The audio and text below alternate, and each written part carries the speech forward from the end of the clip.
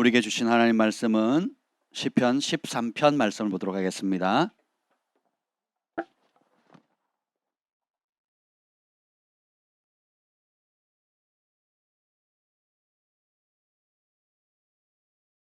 시 13편 1절부터 6절까지 말씀 우리 한 절씩 교독하시겠습니다. 시편 13편입니다. 여호와여, 어느 때까지니까 나를 영원히 잊으시나이까? 주의 얼굴을 나에게서 어느 때까지 숨기시겠나이까? 어느 때까지 하오며 내 원수가 나를 치며 자랑하기를 어느 때까지 하리이까? 여호와 내 하나님이여, 나를 생각하사 응답하시고 나의 눈을 밝히소서. 두렵건대 내가 사망의 잠을 잘까 하오며, 두렵건대 나의 원수가 이르기를 내가 그를 이겼다 할까 하오며 내가 흔들릴 때에 나의 대적들이 기뻐할까 하나이다. 나는 오직 주의 사랑을 의지하여 싸우니 나의 마음은 주의 구원을 기뻐하리이다. 내가 여호와를 찬송하리니 이는 주께서 내게 은덕을 베푸심이로다. 아멘. 아멘. 성령 하나님 환영합니다. 오늘 오셔서 우리 마음 가운데 진리의 빛을 비춰주시고 하나님의 말씀을 무겁게 또 기쁨으로 감사함으로 사랑함으로 받게 하여 주시옵소서. 여호와의 영이 나를 통해 말씀하시며 그 말씀이 내 혀에 있도다는 은혜를 부어주시고 또 말씀을 전하는 자나 또 사모함으로 듣는 모든 주의 백성들 가운데 한 영, 한 마음, 한 뜻을 부어주셔서 한 번뿐인 인생 살아갈 때 아버지의 뜻 받들어 사명의 길, 소명의 길, 부르심의 길 잘 달려갈 수 있도록 우리를 축복해 주옵소서. 또 병상에서 하나님 믿음의 선한 싸움을 싸우고 있는 귀한 믿음의 형제자매님들, 주님 이 시간 찾아가 주셔서 여호와를 경외하는 자에게 치유의 광선을 바라시고 외양간에 나온 송아지같이 기뻐 뛰는 은혜를 부어 주시옵소서. 예수님의 이름으로 기도합니다. 아멘. 오늘 말씀의 제목은 삶이 흔들릴 때. 여러분의 삶이 때때로 흔들릴 때가 있죠.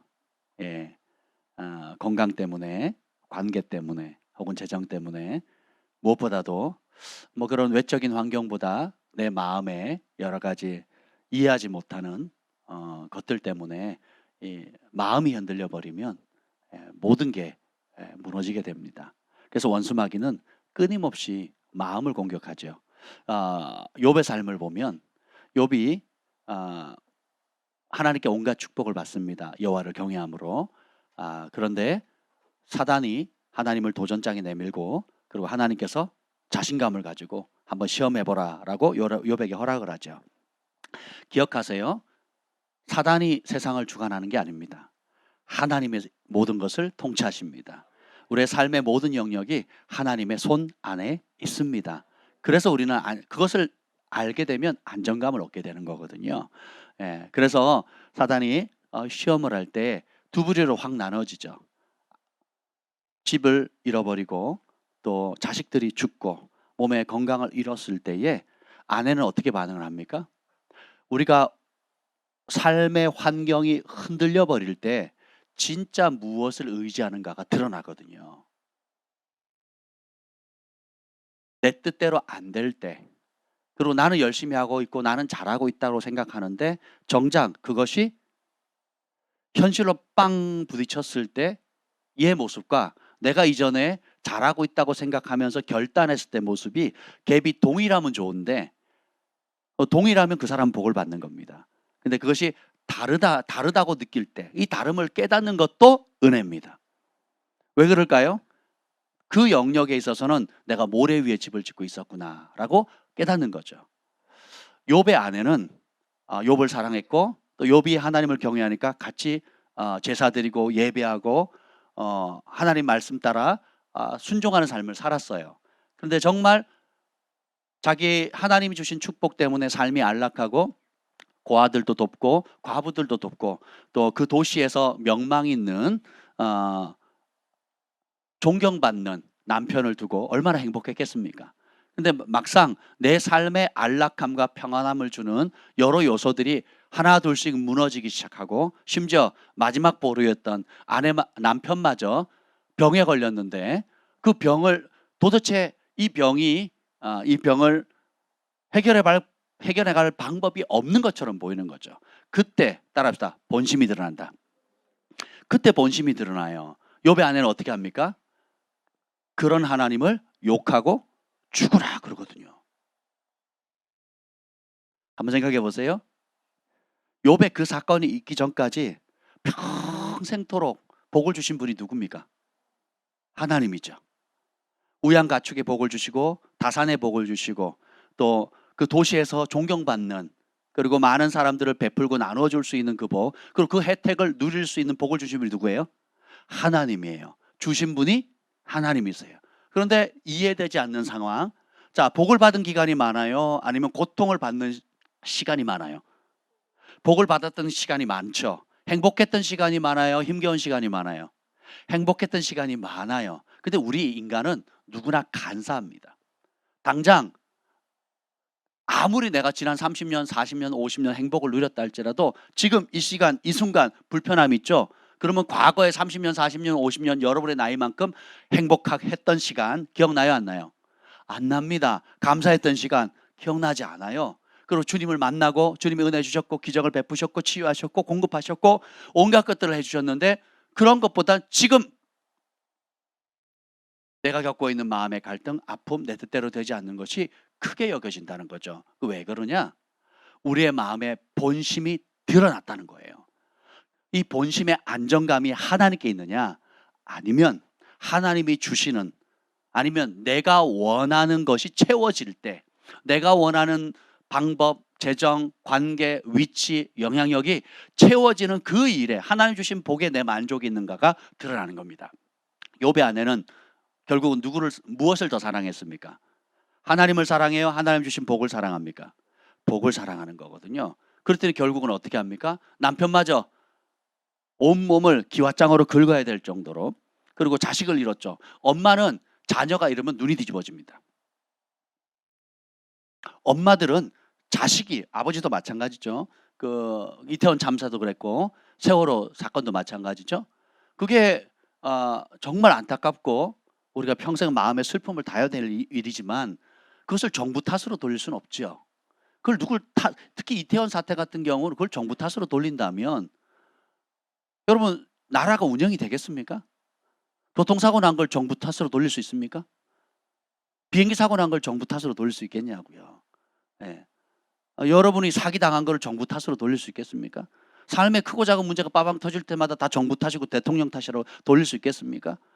추한 거죠. 예, 그 미련한 거죠.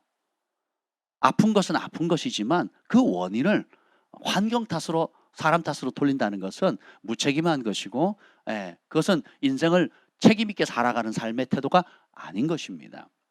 욥의 아내는 어떻게 하죠? 아프다고 하는 건 괜찮아요. 힘들다고 하는 건 좋습니다. 근데 그 힘듦의 끝자락의 원인을 누구에게 돌려요? 하나님께 돌리죠. 그래서 남편에게 뭐라 그럽니까? 그런 하나님 욕하고 콱 되져라 이럽니다. 성경이니까 좀 부드럽게 표현을 했겠죠. 실제로 하나님을 욕하시고 죽으십시오 이렇게 얘기했겠냐고요. 그렇게 정중하게 얘기를 했겠냐고요. 눈 뒤집어지고 정신 나가 미친 자처럼 막 그러지 않겠습니까? 아니 하루아침에 자녀들을 다 잃었는데. 그래서 어머니의 진짜 신앙, 진짜 행복은 뭐예요? 자식에 있거든요. 근데 욥은 그 와중에 본심이 나타납니다. 그 와중에 진짜 자기가 의뢰하고 신뢰하고 사랑하는 것이 무엇인지를 드러나요. 뭐라고 그 유명한 고백을 합니까? 주신 분도 여호와, 취하신 분도 여호와라는 거예요. 내 목숨도 누가 주셨어요? 하나님. 결혼할 수 있는 가정을 주신 분도 하나님. 그리고 하나님께서 우양가축에 복을 주신 분도 하나님. 여기까지 지키신 분도 하나님. 때가 되면 걷어가시는 분도 하나님이세요. 그러니까 주인이 누구라는 게 명확해지죠. 위기가 빵 터지면 누가 주인인가가 드러나요. 그 주인은 누가 선택해요? 여러분의 마음이 선택하는 겁니다. 그런데 이 마음은 평상시에는 잘 안 드러나요. 평상시에는 다 찬양하고 예배하고 주님을 기뻐하는 것 같지만 언제 본심이 드러나느냐? 여러분의 삶에 여러 가지 흔들림이 올 때 그때 드러나게 되어 있다는 것입니다. 우리 인생은 거친 대양을 누비는 돛담배 같아요.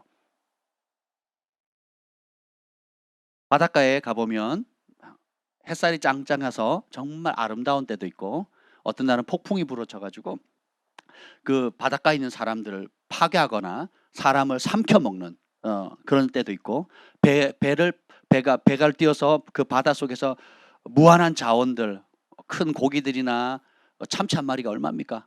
예, 그런 풍요로운 그 어장이 되어서 재정을 공급해 주기도 하고 부를 주기도 하죠. 동시에 그 배를 삼켜서 선원들을 죽이기도 하고 그 가족을 파멸시키기도 하거든요.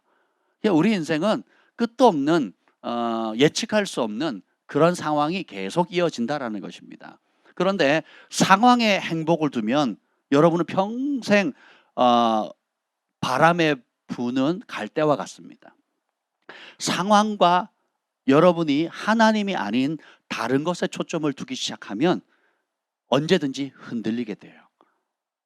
그래서 주님께서 그런 모든 것을 허락해 주신다는 것입니다. 우리는 언제나 좋은 환경을 꿈꾸죠. 아이들 교육시키는 이유가 뭡니까? 좀 더 좋은 환경에서 세상에서 기여할 수 있는 사람이 될 수 있도록, 좋은 직장을 찾는 이유도, 그죠? 돈을 좀 더 벌려고 하는 이유도, 고등교육을 받으려고 하는 이유도, 그리고 좋은 가정을 꾸리려고 하는 모든 이유도 좋은 것이죠. 그러나 근본적인 행복을 주지는 못한다는 것입니다. 만약에 좋은 대학을 가야만 행복한다면 좋지 않은 대학을 가는 사람들은 불행하게 살아야 됩니까?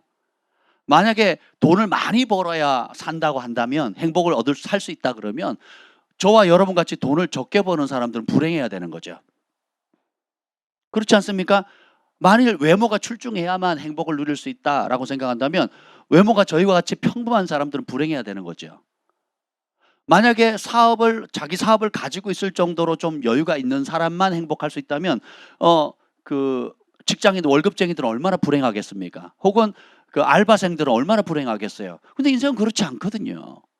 오히려 우리가 부러워하는 좋은 환경, 좋은 교육, 좋은 위치, 좋은 재정을 가지고 있음에도 불구하고 보통 사람보다 더 불행하게, 보통 사람보다 더 힘겨운 삶을 살아가는 사람이 허다하거든요. 오히려 가난하고 어렵고 저런 상황에서 어떻게 살아갈 수 있을까? 저런 상황 가운데 어떻게 가정을 지킬 수 있을까? 저런 상황 가운데 어떻게 삶을 살아갈 수 있을까? 하는 사람들조차도 오히려 그 어떤 사람보다 행복할 수 있는 것이 현실이잖아요. 무엇이 우리의 삶을 그렇게 바꿀까요? 그것은 바로 모든 행복의 근원이 하나님께 있다라는 것을 발견한 사람들입니다. 1절 한번 읽어보겠습니다. 시작. 여호와여 어느 때까지니까 나를 영원히 잊으시나이까 주의 얼굴을 나에게서 어느 때까지 숨기시겠나이까. 2절. 나의 영혼이 번민하고 종일토록 마음에 근심하기를 어느 때까지 하오며 내 원수가 나를 치며 자랑하기를 어느 때까지 하리이까. 우리가 다윗을 보면 굉장히 부럽잖아요. 요셉처럼 살게 해주세요. 우리 자녀들이 다윗처럼 되게 해주세요. 저도 다윗의 기름을 부어주세요. 뭐 이런 표현을 많이 하잖아요. 정작 다윗의 삶을 세심히 한번 여러분 살펴보세요. 혹은 그냥 시편만 좀 다윗이 쓴 시편을 한번 읽어보세요. 승리만 나옵니까? 아니죠. 주님 왜 응답 안 하시는 거예요? 원수가 나를 치고 심지어 죽이려까지 하는데 왜 응답하지 않습니까? 왜 얼굴을 돌려서 가려서 내 기도가 천장도 못 들고 가서 땅에 곤두박질 치고 현실은 이렇게 어렵습니까? 하는 기도가 가득 차 있거든요. 하나님께서 아브라함을 부르시고 약속의 땅을 보내셨어요. 그 어렵게 순종해서 수년에 걸쳐서 거기에 도착을 했습니다. 도착을 했을 때 무엇이 축복이 기다리고 있나요? 기근이 기다리고 있나요? 기근이 기다리고 있죠. 왕으로 다윗이 기름 부음을 받았어요. 그랬더니 레드 카펫 위에 주변에 있는 왕국의 왕들이 와가지고 축하한다 그럽니까? 아니면 어떻게 됩니까? 광야로 쫓겨나서 무려 17년이 연단을 받죠. 우리 형제님 신앙생활 하신 지가 6년이라 그랬나요? 7년? 할렐루야. 예, 또 다른 시즌이 이제 시작될 때죠. 그죠? 근데 앞으로 연단이 10년 더 된다고 생각해 보세요.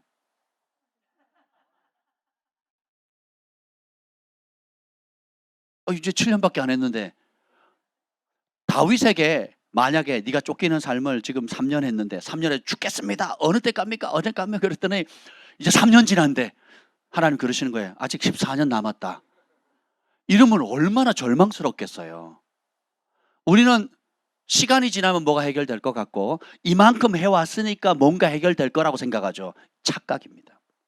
하나님이 잔인하셔서 너는 17년, 너는 20년, 너는 30년 하라고 하시는 분이 아니라는 겁니다. 환경이나 시간의 문제가 아니고 무엇의 문제예요? 내 마음의 본심이 들통나야 돼요. 이 본심이 잘 안 들통나더라고요. 우리의 본심이 잘 안 드러나요. 우리 상담할 때 제일 어려운 게 뭡니까? 인정을 안 하잖아요. 인정을. 영적 상태가 이렇습니다. 문제가 이겁니다. 해법은 이겁니다 하면 나는 그런 사람 아니에요. 나는 그렇지 않아요. 라고 얘기해요. 그래서 하나님께서 신령한 은사들을 주신 거예요. 예. 성령의 계시와 하나님의 여러 은사들을 통해서 우리의 실상을 적나라하게 우리의 기준이 아니라 하나님의 마음과 진리의 눈으로 볼 수 있도록 하나님께서 성령의 은사들을 주시잖아요. 그래서 여러분들이 가리면 가릴수록 누구 손해예요? 내 손해인 거예요. 그것은 암덩어리를 계속 키우는 거하고 똑같아요. 혹덩어리를 계속 키우는 거하고 똑같습니다. 그래서 누가 성장이 빠르냐? 정직한 사람, 진실한 사람. 오늘 시편에도 보면 15편에 여호와의 산에 오를 자, 성산에 사는 자 누구냐 할 때 2절 15편 2절 읽어보겠습니다. 2절 3절 시작. 정직하게 행하며 공의를 실천하며 그의 마음에 진실을 말하며 그의 혀로 남을 허물하지 아니하고 그의 이웃에게 악을 행하지 아니하며 그의 이웃을 비방하지 아니하며. 2절에 보면 하나님께서 요구하시는 하나님께서 기뻐하시는 것은 정직함, 공의, 마음의 진실함이거든요. 하나님은 철저하게 마음에 관심이 있습니다. 다른 거 안 보세요. 예언 스쿨 하다가 왜 갑자기 마음 스쿨로 바뀌었을까요? 예언은 일방적으로 하늘로부터 오는 사람이 주시는 것이 아니라 하나님의 성령께서 우리 개인이나 그 가정이나 교회나 민족과 열방을 향한 하나님의 계획들을 보여줍니다. 특별히 개인에게는 그 개인을 향한 부르심이나 또 감춰져 있는 보물이라든지 하나님을 향한 여러 가지 것들을 보여주죠. 그런데 문제는 뭐냐면 하나님께서 주시는 것은 문제가 없는데 그것을 받아내는 우리의 그릇의 문제잖아요. 그렇죠? 그 말씀을 받아야 되는데 하나님을 사랑한다고 하지만 하나님 뜻을 알기를 원한다고 하지만 정작 하나님의 뜻이 임했을 때는 어떤 현상이 생깁니까? 내가 진짜 사랑하는 것이 드러나요. 내가 진짜 좋아하는 거, 진짜 하고 싶은 거, 진짜 가고 싶은 거, 진짜 이루고 싶은 것이 그때 드러나요. 그전에는 몰라요. 내가 하나님 사랑하고 주님을 말씀대로 잘 지키고 있고 앞으로도 잘 살 것처럼 내가 이렇게 열심히 살아왔으니까 이렇게 꼬박꼬박 예배를 드리니까 하나님이 기뻐하신다라고 스스로 위안을 했지만 정작 성령께서 임하시고 지혜와 계시의 영으로 우리를 향한 부르심과 계획과 우리의 영적 실상을 딱 보여주고 하나님께서는 이것을 원하십니다라고 얘기를 했을 때 그때 내 마음이 둘로 탁 쪼개지는 겁니다. 의로운 자, 정직한 자, 여호와를 경외하는 자는 그것이 하나님의 뜻입니까? 즐거이 순종하겠습니다. 왜요? 내 삶의 이유가 그것이니까. 근데 그것이 안 되는 사람은 어떻게 해요? 그때서야 비로소 나는 다른 거 하고 싶은데, 나는 다른 일 하고 싶은데, 나는 이렇게 됐으면 좋겠는데, 저렇게 됐으면 좋겠는데 하고 마음이 둘러셋으로 막 쪼개지기 시작하는 거예요. 그리고 주님 사랑합니다 하는 것이 주관적인 자기 사랑이라는 게 그때 깨달아지는 거죠. 하나님을 사랑하면 하나님이 원하는 뜻을 이루기를 즐거워하겠죠. 그게 인생의 목적이 돼야 하잖아요. 그죠? 아멘. 그런데 여러분 여기 보면 정직하게 행하며 공의를 실천하며 그의 마음에 진실을 말하며. 그래서 우리가 어떤 질문을 던졌을 때 상담을 할 때 말씀이 부딪혔을 때 옥토같이 부드러운 마음을 가지고 받아들인다면 그 사람 복인 거예요. 제가 텃밭을 가꾸면서 제가 깨달은 것이 있는데 그 뿌리 식물들 있잖아요. 당근이나 비트라 감자나 고구마 뭐 이렇게 뿌리 식물들 있죠. 특별히 이제 당근 같은 경우는 조그만 자갈이나 돌이 있으면 안 된대요. 그 이유가 뭐냐면 그냥 자갈이나 돌을 뭐 걸러내면 힘들잖아요. 시간도 많이 걸리고. 제가 조금만 한 2주를 했어요. 한 1.7m, 3m, 3m 정도 대략. 그걸 밭을 솎아내는데 한 2시간 걸리더라고요. 아니, 이렇게 세 발, 저렇게 세 발 거리인데 그걸 이제 솎아내는데 한 2-3시간이 걸리더라고요. 뭐 때문에요? 돌 때문에. 일단 땅이 얼었어요. 그리고 그걸 녹이는 것도 힘들었고, 그 다음에 그거를 막 솎아내는 것도 시간이 많이 걸리고, 돌이 끝도 없이 나와요. 진짜, 야, 그 영농 여건 분리 농지가 왜 영농하기에 여건이 불리한 농지인지를 알았어요. 아니, 3m, 3m 하면 여러분 10분이면 다 하잖아요. 10분 할 거를 3시간에 걸쳐 해야 돼요. 그래도 다 못해요. 그 안에 돌이 얼마나 많은지. 근데 그 작업을 안 하고 심으면 어떻게 되냐면, 당근이 이렇게 이쁘게 캐는 게 아니라 둘러세게 가다가 돌이 걸리면 삐져나가고, 또 돌이 걸리면 삐져나가요. 그래서 당근이 인삼 뿌리처럼 바뀌어버려요. 당근 뿌리가 인삼 뿌리처럼 바뀌어버린다고요.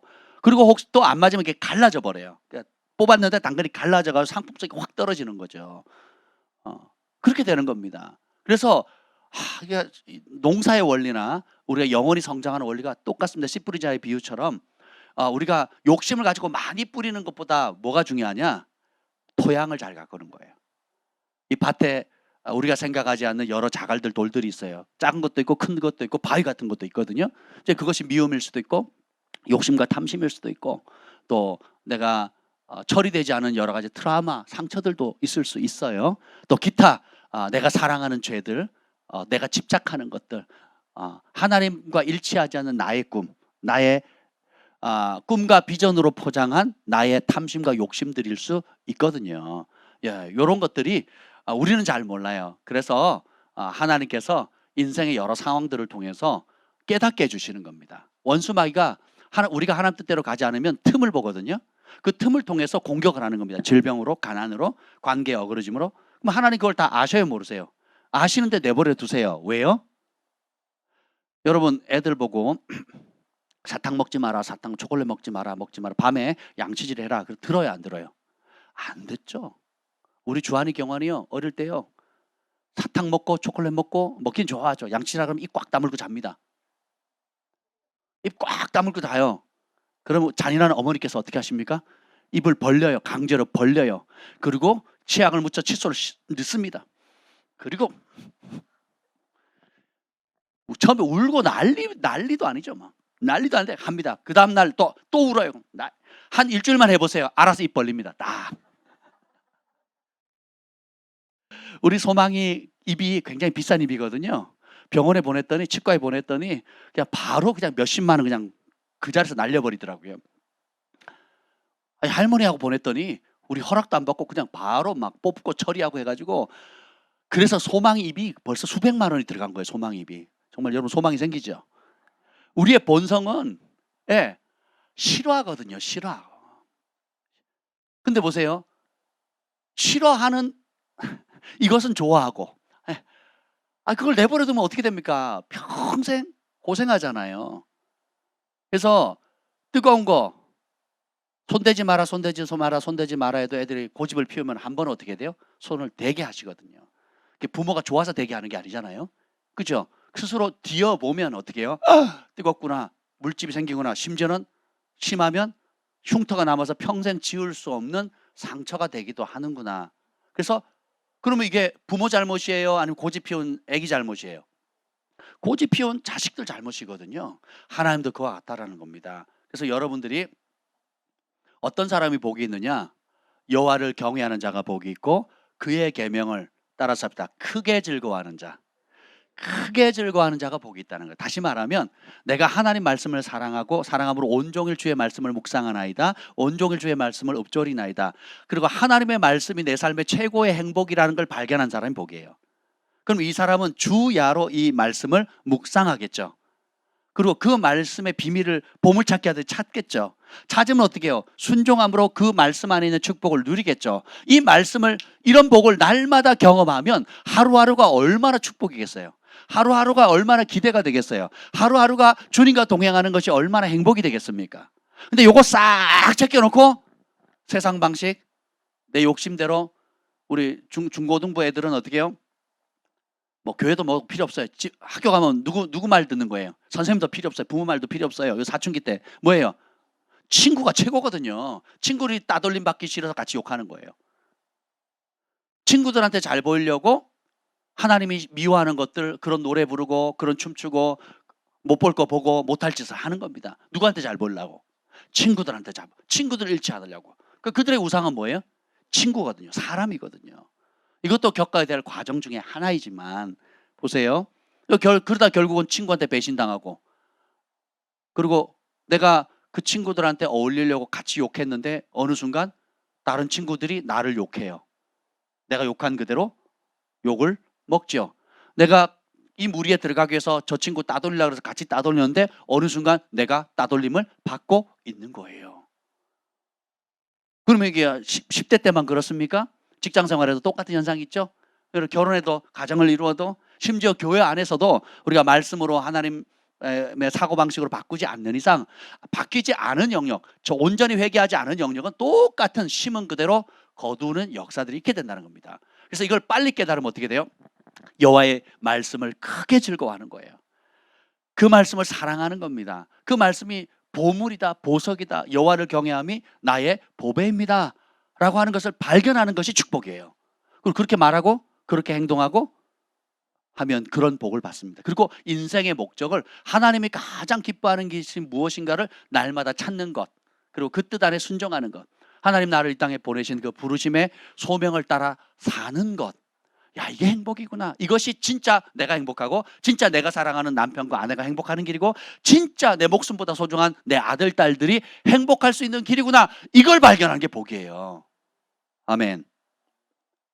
오순절날 성령의 권능을 받은 초대교회들, 성령을 받았죠. 그리고 기근이 떠나고, 그리고 제 것을 제 것으로 여기지 않는 나눔의 풍성한 복이 있었잖아요. 그 이후에 성령 충만했죠. 교회는 부흥했죠. 그 이후로 성도들이 안락한 삶을 살았습니까? 더 핍박이 심해졌죠. 심지어 자기가 평생 살아왔던 예루살렘에서 쫓겨나서 전 세계로 흩어져 버렸어요. 여러분이 평생 살아왔던 고향 땅, 아니면 지금 살고 이제 겨우 우리 사무엘하고 지우가 학교 생활이 이제 잘 적응이 된다 그럽니다. 감사하네요. 그래서 의정부에서 이 송파구, 강남 3구로 이사를 오니까 적응하는 게 쉽지가 않아서 이제 막 적응하려고 그러는데, 또 하나님이 아프리카로 가라 그러면 이게 쉬운 게 아니에요. 조건이 뭐냐? 가지고 있는 재산이나 모든 걸 다 내려놓고 가는 거예요. 쫓겨났거든요, 믿음 때문에. 그런데도 행복해요. 그런데도 기뻐합니다. 물론 환경은 어렵습니다. 물론 육체는 피곤할 수 있어요. 물론 사람들의 비방과 수군거림과 내가 이해되지 못하는 그런 것들이 있을 수 있습니다. 그러나 나의 진정한 행복이 내가 평생 쌓아왔던 어떤 부나 명예가 아니라, 내가 친숙해왔던 환경이 아니라, 이제는 성령 받고 나서 눈이 열리고 영의 세계가 열려서 영원히 살아계신 그 하나님이 진짜 살아계시고 이 땅은 나그네 길이고 영원한 상급이 있구나라는 걸 알게 되고, 내 뜻을 위해서 살아가는 삶이 아니라 하나님의 부르심을 위해서 살아가는 것, 예수 그리스도의 복음을 증거하는 것이 내 인생의 최고의 사명이구나를 깨닫는 순간 어떻게 돼요? 오히려 흩어지는 게 복이에요. 그리고 제자들이 두루 다니며 예수 그리스도의 복음을 전파할세 주께서 함께 역사하사 그 따르는 표적으로 그 말씀을 확증해 주시니라. 그래서 비로소 그때야 여러분이 요셉이 어디를 가든 하나님의 손이 함께 하셨고, 야곱이 어디를 가든 하나님 손이 함께 하셨죠. 다윗이 어디를 가든 하나님 손이 함께 하셨잖아요. 그래서 그 존재 자체가 하나님의 영광을 나타내는 축복의 통로가 되는 거예요. 세상 사람들은 좋은 환경, 좋은 대학, 좋은 가문에 시집 장가 가면 행복할 거라고 가르치지만 하나님 백성은 달라요. 따라서 내가 복이다. 여러분 안에 누가 계시기 때문에? 예수님이 계시잖아요. 여러분이 주님을 경외하고 하나님의 성령의 충만함을 구하고 하나님의 뜻을 이루는 그 일의 목표를 삼으면 여러분이 복덩어리가 되는 겁니다. 그 믿음의 유업을 자녀들에게 심겨주면, 야곱이 언제 복을 받아요? 부모님 품에 있을 때, 떠났을 때? 떠났을 때. 요셉이 언제 복을 받습니까? 아버지의 편애를 받고 색동적으로 입었을 때 행복해, 정말 하나님의 사람이 돼요? 아니면 강제로 쫓겨났을 때 그렇게 됩니까? 부모님 품을 떠났을 때죠. 다윗은 어떻습니까? 뭐라고 고백해요? 자기가 열받아가지고 이렇게 아예 써버려요. 성경을 써버려요. 내 부모는 나를 버렸습니다. 한번 생각해 보세요. 예수님도 동생들이 형으로 오빠로 인정해요? 안 해요? 안 하죠. 다윗은 뭐라 그래요? 내 부모는 나를 버렸으나 주님은 나를 버리지 않았다는 거죠. 이 단계를 통과하셔야 돼요. 내 남편은 나를 버렸으나, 내 아내는 나를 버렸으나, 내 자식은 나를 버렸으나, 내 부모는 나를 버렸으나, 내 주변에 내가 믿고 의지하는 모든 것이 나를 버렸으나 주님은 나를 버리지 않으신다는 거예요. 그러면 거기서 피해의식 속에서 하는 것이 아니라 여러분이 진짜 주님 나와 함께 하시고 내가 복의 통로로, 축복의 영광의 통로로 부름받았구나 하면 그때 요셉이 하나님 부르시 연단을 받아 마음의 그릇이 온전히 하나님의 영광과 부르심을 담을 그릇이 되어서 그 자리에 딱 올라가니까 그때 회복이 있죠. 그때 형들이 찾아오죠. 아버지가 찾아오죠. 그리고 고대 근동에 있는 모든 도움이 필요한 사람이 찾아오잖아요. 순서를 바꾸시면 안 돼요. 지금 사람이 두렵고 부모 형제가 두렵고 남편 아내와 자식이 두려워서 그 뒷바라지하고 그 비위 맞춰주느라고 그 사람의 비위에 맞춰 하나님 말씀을 떠난 줄 알면서도 현실의 그 비위 맞춰주느라고 사람에 대한 두려움과 욕심으로 인해서 비위를 맞춰주죠. 같이 망하는 거예요. 롯의 아내처럼. 근데 요셉과 다윗과 다니엘과 또 야곱처럼 어떤 상황이든지 하나님께 초점을 맞추고 하나님 명령하시는 그 일, 하나님이 있으라는 그 자리, 하나님이 움직이시는 곳에 같이 가는 거예요. 그래서 그 마음의 순수 동기 자체가 하나님으로 꽉 찰 때까지. 그걸 하면요, 주님이 고린도전서 8장 3절 만일 누구든지 하나님을 사랑하면 하나님이 그 사람을 알아주신 이 은혜를 잊게 돼요. 그러면 여러분은 어딜 가도 요셉처럼 은총받은 자가 됩니다. 요셉 때문에 보디발이 복을 받고 요셉 때문에 보디발의 밭과 우양 가축이 복을 받잖아요. 요셉 때문에 애굽이 복을 받아요. 요셉 때문에 애굽 주변에 있었던 세계 모든 나라가 복을 받고 요셉 때문에 자기를 죽이려고 했던 형들이 복을 받아요. 요셉 때문에 아버지가 복을 받아요. 요셉 때문에 이스라엘 민족 전체가 복을 받거든요. 근데 그 한 요셉이 있기까지는 30년이 걸려요. 30년. 다윗 때문에 이스라엘 전체가 복을 받고 그 아버지가 자기를 내 부모는 나를 버렸다 하는 그 버린 부모조차도 복을 받잖아요. 그리고 자기가 왕으로 기름 받을 때 누가 제일 먼저 핍박합니까? 형들이 핍박하잖아요. 이 코찔찔이가 양이나 돌봐 양이나 전쟁에 놀러 왔니 구경하러 왔지 이렇게 비아냥거리던 형들도 어떻게 해요? 그렇게 비아냥거리고 했던 형들을 보복하는 것이 아니라 어떻게 돼요? 오히려 그들도 복을 받죠. 왕가의 일원이 되거든요. 로얄 패밀리가 되는 거, 로얄 패밀리가 되는 거예요. 근데 보세요. 그렇게 되기까지 30년이 걸립니다. 부름 받고 소명 받고 17년이 지나야 돼요. 앞으로 10년 더 남았어요. 짧게 본 겁니다. 한번 생각해 보세요, 여러분. 그렇지 않나요? 우리 모두가 그렇지 않습니까? 우리 형제님은 그렇습니까? 우리 형제님은 순종이 빠르니까 10년이에요. 다윗이 순종이 빨라요, 더뎌요? 빨라요. 그래서 17년이에요. 요셉은 13년. 근데 결론은 똑같아요. 다 30에 30에. 예수님도 30. 세례 요한도 30. 아멘. 그게 나이 30을 얘기하는 게 아니에요. 처음 부름받아서 순종해서 가는 길이 30이에요. 30. 여러분 언제 부름받았습니까? 언제 헌신했습니까? 그 시점부터 30을 한번 생각해 보세요. 하나님 급하지 않으세요. 우리의 마음의 동기만 온전히 주님께로 향한다면, 그래서 나이의 문제가 아니고요, 시간의 문제도 아니에요. 내 마음의 문제예요.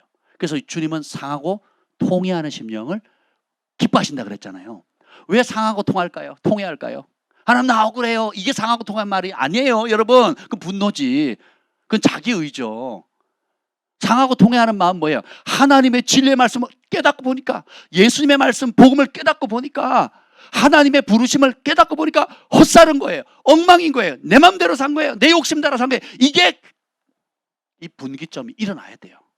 이 분기점이 아니라면 시작도 안 한 겁니다. 시작도. 여전히 내가 원하는 대로, 내 뜻대로 나 한다면 시작도 안 한 거라니까요. 그래서 그러니까 자꾸 흔들리죠.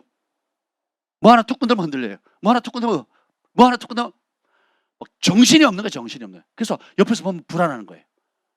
여기 보면 4절 읽어봅시다. 13장 4절 읽어봅시다. 13장 4절 시작. 두렵건대 나의 원수가 이르기를 내가 그를 이겼다 할까오며 내가 흔들릴 때 나의 대적들이 기뻐할까 하나이다. 다윗도 흔들렸어요. 네. 여기서 흔들리지 않는 사람은 아무도 없습니다. 문제는 안 흔들리는 완벽한 사람이 되라는 게 아니고 흔들릴 때 어떻게 반응하느냐예요. 재정 문제로 흔들 때 어떻게 반응하십니까? 건강 문제로 흔들릴 때 어떻게 반응하십니까? 가족 간의, 부부 사이에, 자식 간의 관계 속에서 흔들릴 때 어떻게 반응하느냐, 이게 중요한 거거든요. 우리가 무슨 뭐 전능한 신입니까? 아니잖아요. 연약한 사람, 벌레 만도 못한 일종 사람이에요. 굉장히 강한 것 같지만 되게 연약한 존재거든요. 흔들린 거, 바람이 불면 바람 부는 대로 흔들리기 자연스러운 거예요. 그죠? 흔들리는 건 자연스럽게, 누가 싫은 소리 하면 마음 상하는 게 자연스러운 거고, 누가 칭찬하면 조금 우쭐해져 기분 좋아지는 게, 그리고 그래서 밥도 사고 뭐 하잖아요. 그게 우리 자연스러운 거거든요. 근데 진짜 우리의 삶의 근본적인 마음의 본심이 들통날 때, 이런 적나라하게 드러나는 그때 어떻게 반응하느냐가 하나님 앞에 존귀하게 나아가느냐, 아니면 정직하지 않으므로 어둠의 길로 갈 거냐가 결정이 됩니다. 바로 그 하나님의 말씀 가운데 내 본심이 들통났을 때, 흔들렸을 때 어떻게 해야 돼요? 하나님 앞에 상하고 통회하는 마음으로 깨지는 거예요. 이게 그러니까 주님이 그걸 뭐라고 보시는 거예요? 진실한 회개로 보는 겁니다. 하나님 말씀이 땅 부딪혔을 때 덮거나 아니라고 핑계대지 않고, 또 누구 때문이라고 탓하지 않고, 맞습니다. 나는 그런 사람입니다. 나는 그렇게 혈기가 많은 사람이고, 나는 쉽게 낙담하는 사람이고, 나는 음란한 사람이고, 나는 숨은 욕심이 많은 사람이고, 나는 사람에게 칭찬받고 싶고, 나는 이런 욕심 저런 욕심이 있는 사람 맞아요, 주님. 나는 사람이 두려워요. 나는 건강이 두려워요. 나는 장래가 막막해요. 맞습니다. 내가 주님을 사랑한다고 하지만, 주님 의지한다고 하지만, 정작 나의 주인은 다른 것이라는 걸 제가 압니다 라고 인정하는 거. 그래서 주님 용서해 주세요. 주님이 나의 방패 되어주세요. 주님이 나의 산성 되어주세요. 주님이 나의 힘 되어주세요. 주님이 내 연약함을 주님께서 변화시켜 주셔서 내가 내 삶 전체가 주님의 손에 온전히 붙들리게 되게 해주세요. 깨닫는 족족 정직하게 대면을 하면 여러분은 쑥 자랍니다. 아멘. 그리고 그게 하나님을 사랑하는 표현이거든요. 그러면 만일 누구든지 하나님을 사랑하면 하나님 그 사람을 알아주세요. 알아준다는 것은 경험한다는 거거든요. 인정한다는 거거든요. 하나님의 은총이 떠나지 않는다는 거예요. 오늘도 보면 하나님의 눈이 어디 있는가 한번 보겠습니다. 11장 4절 11장 4절 하나님 눈이 어디 있는가 한번 봅시다. 11장 4절 시작. 여호와께서는 그의 성전에 계시고 여호와의 보좌는 하늘에 있음이여 그의 눈이 인생을 통촉하시고 그의 안목이 그들을 감찰하시도다. 하나님 성전에, 하늘의 성전에 계시고 보좌는 하늘에 있는데 하나님의 눈이 인생을 통촉한다. 이 통촉하다는 말이 좀 어려운 말인데 영어로 보면 그냥 behold예요. 본다는 거, 주목해서 본다는 거야. 아예 주목해서 봅니다. 여러분 여기 크리스마스 행사 때나 각종 행사 때 우리 아이들이, 자녀들이 와서 발표하잖아요. 엄마 아빠는 누구만 봐요? 제일 잘하는 놈 안 봐요. 내 새끼만 보지. 그렇죠? 우리 담비가 앞에 나오면 엄마 아빠는 누구 봐요? 우리 소망이 온유가 아무리 잘해도 엄마 아빠는 소망이 온유에 관심이 없어요. 오로지 담비예요. 그렇죠? 담비가 이러고 있어도 그만 보는 거예요. 그걸 찍는 거예요. 그리고 실수하는 것도 막, 한번 잘하는 것도 막 최고로. 하나님께서 보좌에 계시면서 온 땅을 두루 감찰하시면서 주목해서 보는 사람이 있다는 거예요. 우리를 그렇게 주목해서 보신다는 거예요. 그리고 감찰한다는 표현은 영어로는 테스트하고 프루브한다는 거거든요. 하나님께서 우리의 마음을 테스트하신대요. 너 이래도 나를 신뢰하니? 저래도 나를 신뢰하니? 이래도 너의 삶의 주인이 다른 무엇이 아닌 나를 바라보고 있니? 욥은 거기서 통과합니다. 욥은 충성되고 진실하다 그랬거든요. 충성되고 진실하다 그랬거든요. 제가 IM 사역을 알고 난 다음부터 지금 계속 제 영 안에서 떠나가지 않는 단어가 하나가 있습니다. 그게 뭐냐면 진정성이거든요. 그 사역자들이나 그 파운더이신 그 선교사님의 어떤 가르침 여러 가지 것들을 볼 때 삶으로 제가 느껴지는, 영어로 느껴지는 게 뭐냐면, 이분들은 정말 진실하구나. 진정성 있구나. 정말 진실로 하나님이 전부이구나. 그리고 하나님을 아니까 그분의 사랑을 알게 되잖아요. 그분의 사랑을 알게 되니까 그분이 맡겨진 영혼들을 진실로 사랑하는구나. 그 시스템 자체가 아주 기가 막혀요. 누가 오죠? 그러면 또래를 만들어요. 근데 말을 안 들어요? 그러면 상또? 무슨 또 뭐 하여튼 했어요. 애들 언어로 바꿔가지고 누구 하나 붙였는데 잘 변화가 안 돼요? 그러면 조금 믿음이 좋은 애를 붙여요. 그래도 안 하죠. 그러면 아주 믿음 센네. 입만 열면 예수님 얘기하고 막 은혜 받고 기도하자, 상기도 가자 이런 애들 딱 붙이는 거예요. 그 변화되면 그렇게 해서 변화를 시키는 거예요. 이 한 영혼 변화시키려고. 그래도 안 되면요 선교사님 붙여요. 예수님 만날 때까지. 그리고 뭐예요?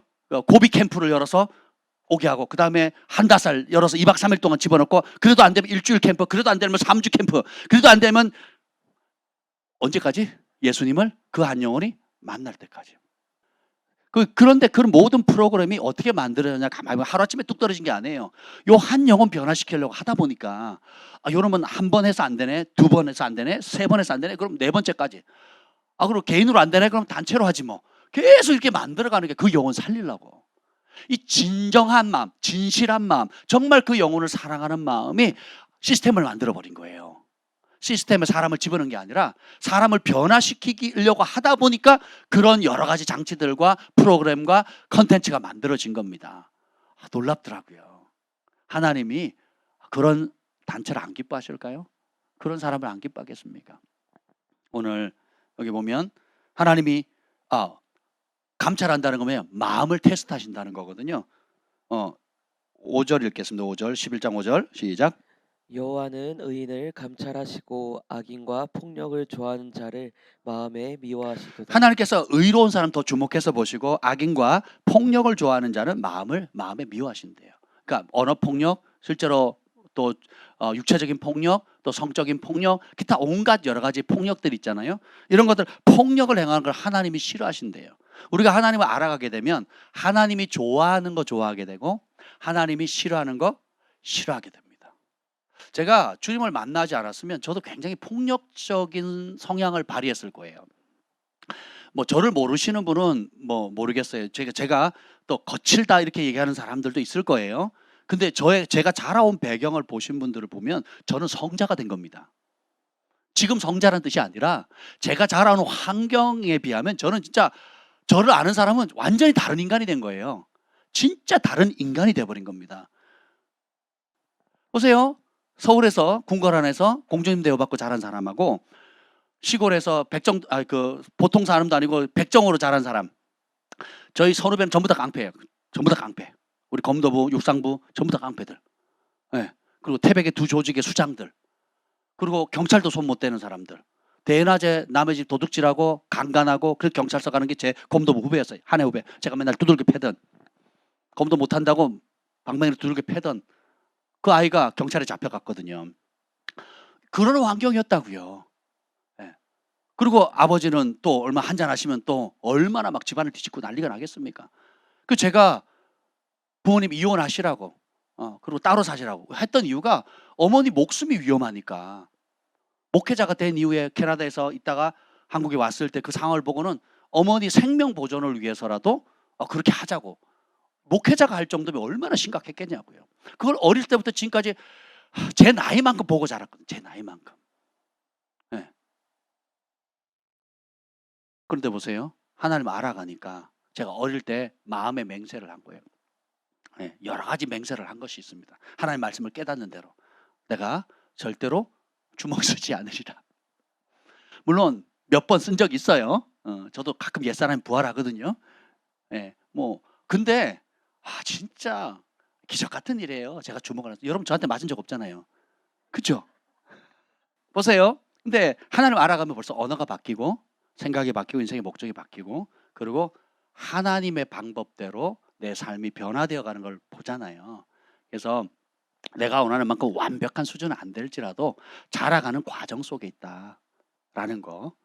그 과정 속에서 성공하면 하나님께 영광 돌리고 감사하고, 또 때로 실패하면 회개하고 긍휼을 구하고, 그러면서 굳히기를 하는 겁니다. 예. 영적 근력을 강화시키고, 그것이 반복되어지다 보면 아름다운 신의 성품이 되는 거예요. 하루아침에 신의 성품을 갖는 게 아닙니다. 섬김도 하루아침에 몸에 배이는 게 아니잖아요. 꾸준히 연습을 해야, 반복해야, 그리고 사계절을 겪어야 섬김이 몸에 딱 체득이 되는 것처럼, 신의 성품도 한 번 은혜 받았다고, 한 번 눈물 흘렸다고 되는 게 아니에요. 결단은 되고 전환점은 되겠죠. 결단하고 전환점을 가져서 성령의 도우심을 의지해서 날마다 순종하는 것이 봄, 여름, 가을, 겨울, 그리고 1년, 2년, 3년, 5년, 10년 이렇게 지나면 그제서야 비로소 예수님의 형상이 빚어지는 겁니다. 그래서 어떤 흔들림이 온다 할지라도, 어떤 공격이 오고 어떤 화날 일이나 어려운 일이나 또 내가 이해하지 못한 상황이 온다 할지라도 요동치 않는다는 겁니다. 근데 이런 영역이 사람마다 어떤 영역은 잘하는데 어떤 영역은 못. 어떤 사람은 문제만 빵 터지면 바로 무릎 꿇는 사람이 있어요. 문제만 빵 터지면 바로 금식하는 사람이 있어요. 할렐루야. 큰 복이죠. 이런 거 본받아야 되지 않겠습니까? 근데 돈만 건들면 콕 쓰러지는 사람이 있어요. 또 과거에 아픈 상처만 건들면 콕 분내는 사람이 있거든요. 네. 그렇다 할지라도 그런 문제가 생기면 또 장점이 뭐예요? 문제가 빵 터지면 뭐 하면 돼요? 엎드리면 돼요. 엎드리면. 그러면 그게 상하고 통해하는 심령이거든요. 하나님이 그 영혼을 기뻐하신다 그랬거든요. 근데 어떤 사람 다 착해요. 뭐 문제도 없어요. 무난하게 지내요. 무엇만 안 해요? 하나님 앞에 무릎 꿇지 않는 거예요. 제가 어제 유튜브로 아주 은혜로운 간증을 들었습니다. 그게 뭐냐면, 멕시코 선교사님들, 한국 분이세요. 하나님이 강력한 소명을 줘가지고 멕시코로 가서 이제 뭐 과테말라에도 사업을 하고 멕시코에서 뭐 사역을 하는데, 일반 선교사님인 것 같아요. 예, 사역을 하다가 뭐 어느 날 밤 늦게 이제 사역을 하고 돌아오다가 그 고속도로에서 상대편 차가 마주오던 차가 중앙선을 넘어서 정면 추돌을 한 거예요. 그래서 그 자리에 차가 완전 폐차되고 몸에 피를 60% 흘린 거예요. 그래서 다 죽는다 그래. 그럼 몸에 피는 10%만 빠져도 죽는 거 아닌가요? 그죠? 15%인가요? 하여튼 뭐 60%는 그냥 죽는 거거든요. 그 사진을 다 올렸더라고. 완전 하여튼. 근데 그 죽는다고 하는 사람이 안 죽고 호흡이 붙어 있는 거예요. 의식도 없이. 교통사고 빵 터지는 순간은 그냥 완전히 의식이 없어버려요. 그래서 몇 주 동안 병원에서 중환자실에서 있는데, 그때 예수님을 만나요. 예수를 만나서 예수를 만났는데 참소하는 마귀가 오대. 자기가 평생 해왔던 그 행동을 그 행위록에 다 기록되어 있는 거예요. 생명책에 다 기록되어 있는데, 그걸 어릴 때부터 그 나이만큼 먹었던 모든 이야기들이 다 기록되어 있는데, 그걸 누가 봐요? 예수님이 보시고 사탄이 보는 거예요. 쪽팔려, 이제 죽었다, 나는 이제 큰일 났다 생각을 하는 거죠. 그러면서 마귀가 참소라는 거예요. 이 인간이 이런 죄를 지었고 저런 죄를 지고 이렇게 많은 죄를 지었는데 예수님 심판하셔야죠. 내가 데려가겠습니다라고 계속 참소하고 우기는 거예요. 근데 예수님이 아무 말씀 안 하시더래요. 그러자 마귀가 떠납니다. 그리고 예수님이 평생 자기는 모태신앙이고, 그리고 평생 교회를 잘 다녔고, 그리고 지금까지 선교사로, 하나님 부르심 따라 선교사로 헌신을, 가족 전체가 좋은 환경을 떨쳐버리고 광야 같은 멕시코에 가서 정말 어렵게 사역을 하고 있는데, 주님이 책을 이렇게 펼치는데 칭찬받을 거리가 몇 없더래요. 그리고 더 충격적인 거는 뭐냐면, 왜 칭찬받을 거리가 없나라고 주님께 물었더니 깨닫게 해주시는데, 그게 뭔지 아세요?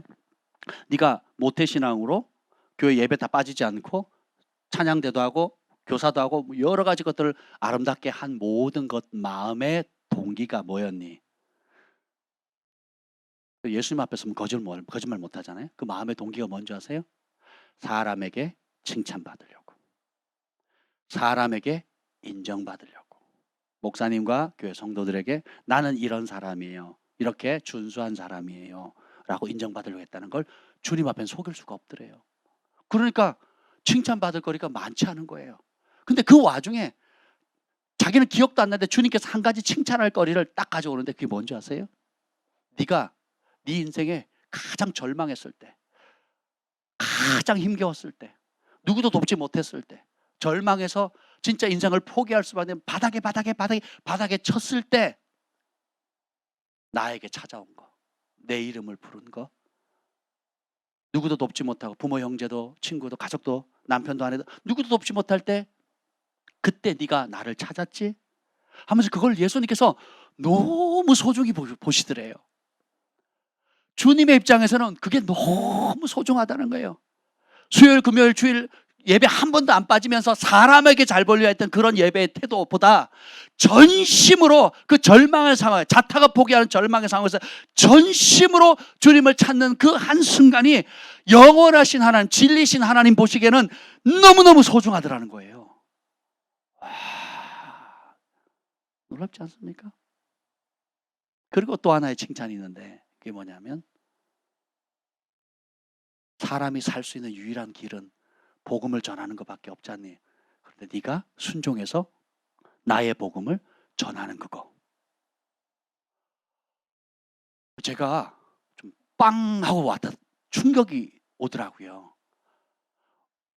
교회에서 칭찬받는 거, 또 목회자인 제가 생각하기에 칭찬받을 거리라든지, 또 우리 교회 분위기가 있잖아요. 우리 교회에서 뭘 하면 칭찬받고 또 서로 뭘 하면 사람들이 좋아하는지, 이 분위기로 맞춰서 신앙생활을 할 건가, 아니면 영원하신 하나님께서 진짜 상 주시는 분, 진짜 공의롭게 심판하시는 그분께서 영원한 상을 주는 그 기준으로 바라볼 것인가 했을 때 우리 주님이 정말 소중히 여기는 것이 전심으로 주님을 찾는 거구나, 전심으로 주님을 의지하는 거구나.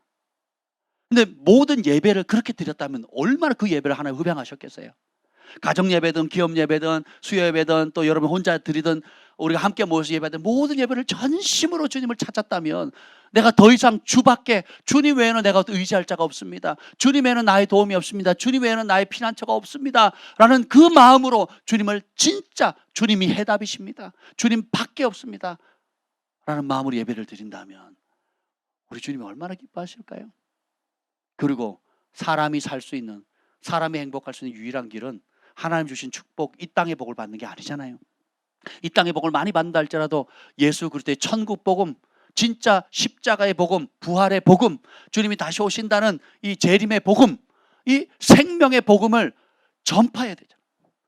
이 복음의 가치를 알고 이 복음의 가치대로 믿고 이 복음을 전파하는 삶, 그걸 주님께서 하늘에서는 굉장히, 그 죄인 하나가 회개하면 천국에서 천사들, 천상에 존재하는 모든 존재들이라서 잔치를 벌인다, 축제를 벌린다는 거예요. 한 영혼의 가치.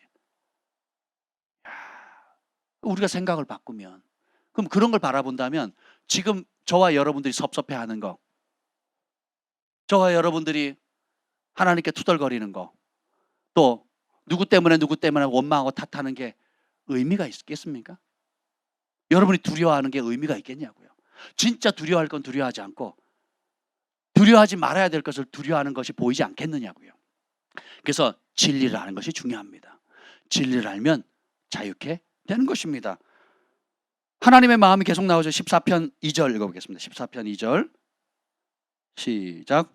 여호와께서 하늘에서 인생을 굽어 살피사 지각이 있어 하나님을 찾는 자가 있는가 보려 하신즉. 우리 아이들 공부시키는 게 이유가 뭡니까? 똑똑해지라 그러죠. 똑똑해서 사리분별 잘 하도록, 세상을 잘 지혜롭게 이겨나가도록. 근데 하나님 말씀하시는 지혜, 하나님이 인정하는 지혜, 하나님께서 정말 지식 있다고 인정하는 사람 뭐예요? 모든 지혜의 근원이신 하나님을 찾는 거예요. 솔로몬이 지혜를 어떻게 받았어요? 누구를 찾았어요? 하나님 찾았죠. 다니엘이 그 꿈과 환상을 이해할 수 있는 그 초자연적 그 지혜와 계시의 능력들 누구를 찾아서 받았습니까? 어느 대학을 나왔어요? 누구한테 사사를 받았습니까? 누구한테 비법 전수를 받았나요? 심플해요. 한 청년이 아침마다 나와서 새벽 일찍 교회에 나와가지고 하나님께 목소리 높여 부르짖습니다. 제가 그 소리를 듣는데 내 영이 막 진동을 하더라고요.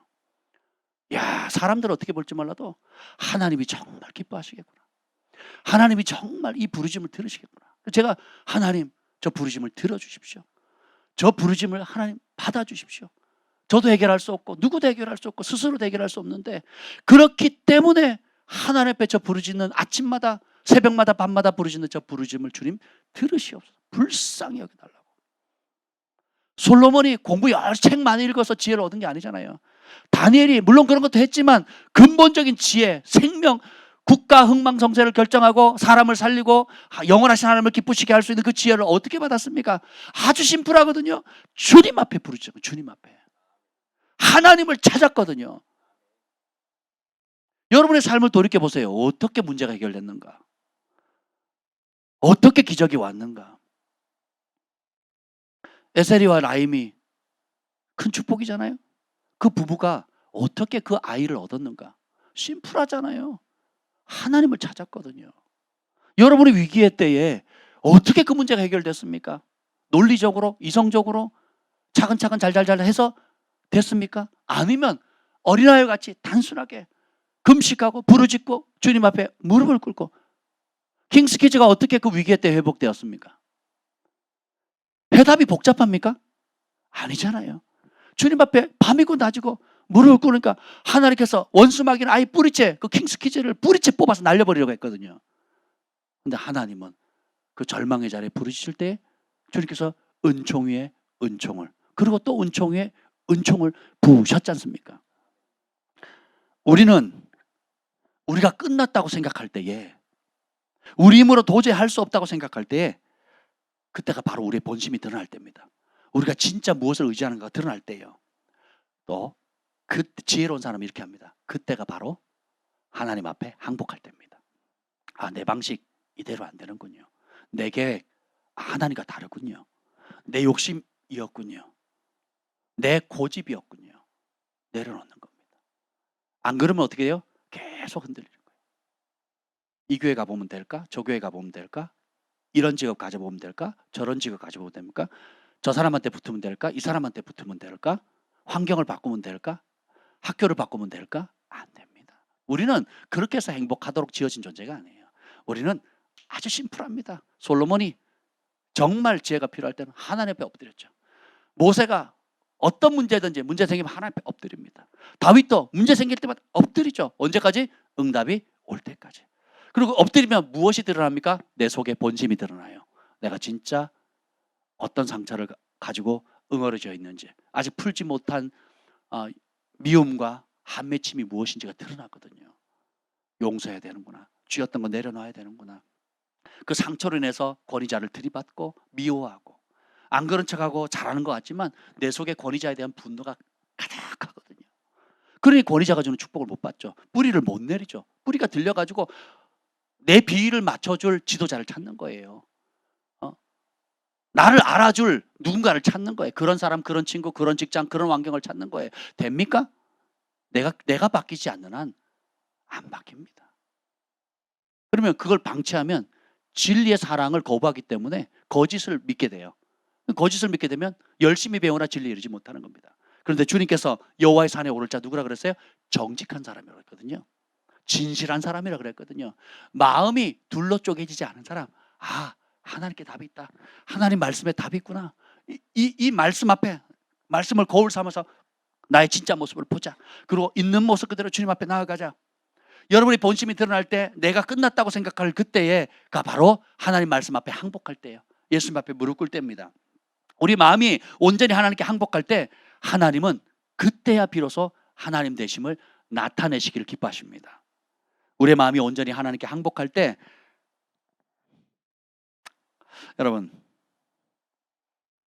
여러분의 인내 방법에 한계점이 이르는 게 은혜입니다. 어리석은 자는 14장 1절 읽어봅시다. 14장 1절. 어리석은 자는 그의 마음에 이르기를 하나님이 없다 하는도다. 그들은 부패하고 그 행실이 가증하니 선을 행하는 자가 없도다. 서울대를 나와도 마음에 하나님이 없다 그러면 하나님은 어리석은 자를 봅니다. 실제로 어리석어요. 아이비리그를 나와도 그 마음에 하나님이 없다고 생각하면 어리석은 자입니다. 수백억의 그 자산을 가지고 수만 평의 땅을 가지고 있어도 그 마음에 하나님이 없다라고 생각하면 어리석은 자입니다. 실제로 어리석습니다. 그 마음에 하나님 두기를 거부하면 그 사람은 스스로 어리석음의 결과는 잠언서는 뭐예요? 잠언서에 보면 어리석은 자 미련한 자 얘기가 계속 나오거든요. 어리석고 미련함의 결국은 수월이고 지옥이거든요. 네. 어리석은 자는 그런 한계치에 딱 부딪히면요 우리 인생에 한계치, 인내에 한계치, 계획에 한계 딱 부딪히면요, 사람을 원망하고 탓합니다. 여기 보면 15장 3절 읽어봅시다. 15장 3절. 그의 혀로 남을 허물하지 아니하고 그의 이웃에게 악을 행하지 아니하며 그의 이웃을 비방하지 다 아니하며. 입이죠, 입. 어리석은 자는 문제 터지면 한계에 이르면 뭐라 그럽니까? 남을 허물하거든요. 그리고 그것을 만회하기 위해서 이웃에게 수단과 방법을 가리지 않고 악을 행합니다. 직장에서, 학교에서, 기타 여러 가지. 그리고 비방하죠. 자기가 살기 위해서. 거짓의 아비인 마귀의 길을 본인도 모르게 쫓아가게 되는 것입니다. 근데 하나님 여호와의 산에 오를 자, 하나님 집에 오를 자는 그 마음이 주께 있기 때문에 누가 앞에 갑니까? 하나님 앞에 나아가는 거예요. 이게 복음이에요. 우리가 하나님께 나아가는 길이 너무 복잡하지 않습니다. 어린아이나 할머니나 어른이나 배운 자나 못 배운 자나 가난한 자나 부유한 자나 그 마음만 낮추면, 하나님께 항복하고 주님 앞에 납작 엎드리면 주님이 긍휼을 베풀어 주신다는 거예요. 근데 어리석은 자는 하나님이 없다고 생각하는 거예요. 하나님 말씀대로 안 하겠다는 거예요. 끝까지 고집펴요. 끝까지 내 방식 핍니다. 그리고 끝까지 내가 원하는 걸 이루어질 사람을 찾고 환경 그런 걸 찾습니다. 야. 그래서 하나님께서 이스라엘 백성을 뭐라 그래요? 목이 곧고 완고한 백성이라죠. 곧다는 건 뭐예요? 구부리질 않는다는 거거든요. 자기가 뜻을 정하면 안 구부려요. 근데 지혜로운 사람은 어떻게 해요? 하나님 앞에 납작 엎드려. 모세의 위대함은 지도력에 있는 게 아닙니다. 모세의 위대함은 엎드림에 있거든요. 엘리야의 위대함은 불을 내리는 데 있는 게 아니에요. 하나님 앞에 엎드리는 데 있거든요. 예수님의 위대함은 아침에도 엎드리고 저녁에도 엎드리고 낮에도 하나님께 기도하잖아요. 바울의 위대함은 날마다 자아를 죽이고 주님 앞에 엎드림에 있거든요. 근데 우리는 엎드리는 걸 제일 먼저 하는 게 아니라 엎드리는 걸 제일 나중에 하거든. 하다 안 되면. 근데 그것도 지혜예요. 여러분, 하다 안 되면 엎드리세요. 하다 안 되는데 계속 똥꼬집 피면 누구 손해? 내 손해인 거예요. 딴 건 다 열심히 해. 직장 찾으러 다니고 공부하려고 하고 학원도 가고 사람도 찾아보고 상담도 하고 다 하는데 엎드리는 걸 안 한다. 미련한 겁니다. 그 마음에 하나님이 없다는 자예요. 아니, 이 교회 안에서 신앙생활하고 우리 교회 같이 이렇게 열정을 내는 분들 안에 마음에 하나님이 없다 할 사람 누가 있겠습니까? 그건 우리 생각이고 메타인지를 하셔야 돼요. 하나님이 있다고 생각하는 사람은 어떻게 하겠어요? 누구를 의지하겠어요? 누가 앞에 엎드리겠어요? 누구를 찾아가겠습니까? 누가 피난처예요? 누가 능력입니까? 누가 지혜를 주십니까? 그럼 누구한테 나와야 돼요? 그것만 빼고 열심히 합니다. 사람을 더 두려워하고 남편을 더 두려워하고 주변 사람들의 시선을 더 두려워하고 아내의 시선을 두려워하고 다 여러 가지 것들. 그래서 예배가 목숨보다 중요하다는 거예요. 예배하면 엎드릴 수밖에 없잖아요. 예배하면 찬양할 수밖에 없잖아요. 예배하면 진리의 말씀을 선포할 수밖에, 들을 수밖에 없잖아요. 그럼 내 영이 살잖아요. 길이 보이잖아요. 생명의 길이 보이잖아요. 그러면 그 부르심을 향해 달려가죠. 그리고 함께 성도 간에 교제하게 되죠. 힘을 얻게 되죠. 여러분, 하나님을 깊이 경험한 사람들의 특징이 뭔지 아세요? 자, 16장 2절을 읽어봅시다. 16장 1절 2절 16장 1절 2절 시작. 하나님이여 나를 지켜주소서. 내가 주께 피하나이다. 내가 여호와께 아뢰되 주는 나의 주님이시오니 주밖에는 나의 복이 없다 하였나이다. 마음에 종일토록 마음에 근심 있고 원수가 죽이려고 하고 하는 이런 상황 가운데 하나님이여, 다 다윗이십니다. 지금은 하나님이여 나를 지켜주세요. 내가 주님께로 피합니다. 이게 지혜입니다. 그리고 내가 여호와께 아뢰다, 기도한다는 거예요. 그리고 요 한계점에 이르렀을 때에 선택하셔야 돼요. 여러분이 섬기는 예수님, 하나님, 성령님은 내 삶의 어떤 위치인가? 나의 주인이, 주는 나의 주님이십니다. 말이 좀 웃기죠? 그렇잖아요. 주님이라고 불러놓고 주님은 나의 능력이라 하지 않고 주님은 나의 주님이래요. 이런 표현이죠. 주인님은 나의 주인님입니다. 이렇게 표현하는 거거든요. 왜 그 표현이 의미가 있을까요? 얘들아, 이상하다. 너네는 나더러 주여 주여 하면서 왜 내 말은 안 듣니? 예수님이 2번 얘기를 하시거든요. 나더러 주여 주여 하는 자마다 다 천국 갈 게 아니고, 우리가 주님을 주님이라고 부르긴 하는데 주인 대우를 안 하거든요. 근데 다윗이 이런 위기의 상황 속에서 하는 첫 번째 고백이 뭡니까? 주님이 나의 주인이십니다. 한계에 이르렀을 때, 여러분이 절망의 자리에 있을 때, 마음의 실상이 본심이 까발라졌을 때 선택하셔야 돼요. 누가 내 삶의 주인인가? 왜요? 그때 드러나거든요. 내가 왜 분노하는지, 내가 왜 실망하는지, 내가 왜 좌절하는지, 내가 왜 우쭐하는지 그때 딱 드러나거든요. 그게 나를 행복하게 만드는 그것이 주님이 아니라면 그게 여러분의 진짜 주인인 거예요. 진짜 우상인 겁니다. 내가 이것 때문에 낙담하고 좌절하는데 하나님 차라리 그럴 거면 나를 확 죽여주세요 할 때 그 죽는 이유가 내 자아가 주셔서 주님께 복종하는 게 아니고 다른 섭섭함, 하나님 살아계실 때 내 자식이 이 모양이냐고, 하나님 살아계실 때 내 사업이 이러냐고, 하나님 살아가시는데 내 삶의 문제가 건강이 이러냐고 한다면 진짜 주인은 하나님이 아닌 거죠. 근데 여러분, 제가 그 간증을 멕시코 선교사님 간증을 듣는데 딱 떠오르더라고요. 제가 허리가 아파가지고 군대에서는 의과사 제대하라고 그랬고 또 교회에 목회를 하면서 우리 도곡동에 있을 때 차문을 못 열고 들어가지도 못할 정도로 어려웠거든요. 새벽에 화장실을 못 갈 정도로 힘들었다고요.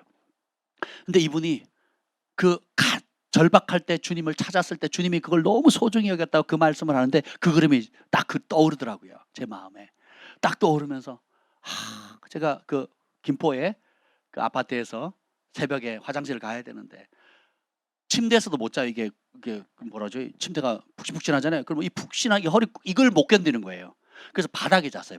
제가 바닥에 자니까 아내가 김 목사님이 같이 바닥에 자겠다고 옆에서 같이 바닥에 잤거든요. 저 때문에 바닥에 못 자는 사람인데 저 때문에 바닥에 자겠다고 같이 옆에 바닥에 잤는데 이걸 일어나려면 이게 뒤집어야 되잖아요. 이게 안 되는 거예요. 이게 이 뒤집는 게 안 되는 거예요. 그 첫날은 도와달라고 했는데 도와주는 게 더 아파요. 진짜로 도와주는 게 더 아파요. 제가 얼마나 아픈지를 모르니까 도와줄 수가 없는 거예요. 힘을 주면 줄수록 저는 더 아픈 거예요. 그래서 며칠 씨름하다가 이제 그다음부터 안 깨웠죠. 첫날만 깨우고 그다음부터 안 깨웠습니다. 그러고는 제가 혼자 하나님께 씨름하는 거예요.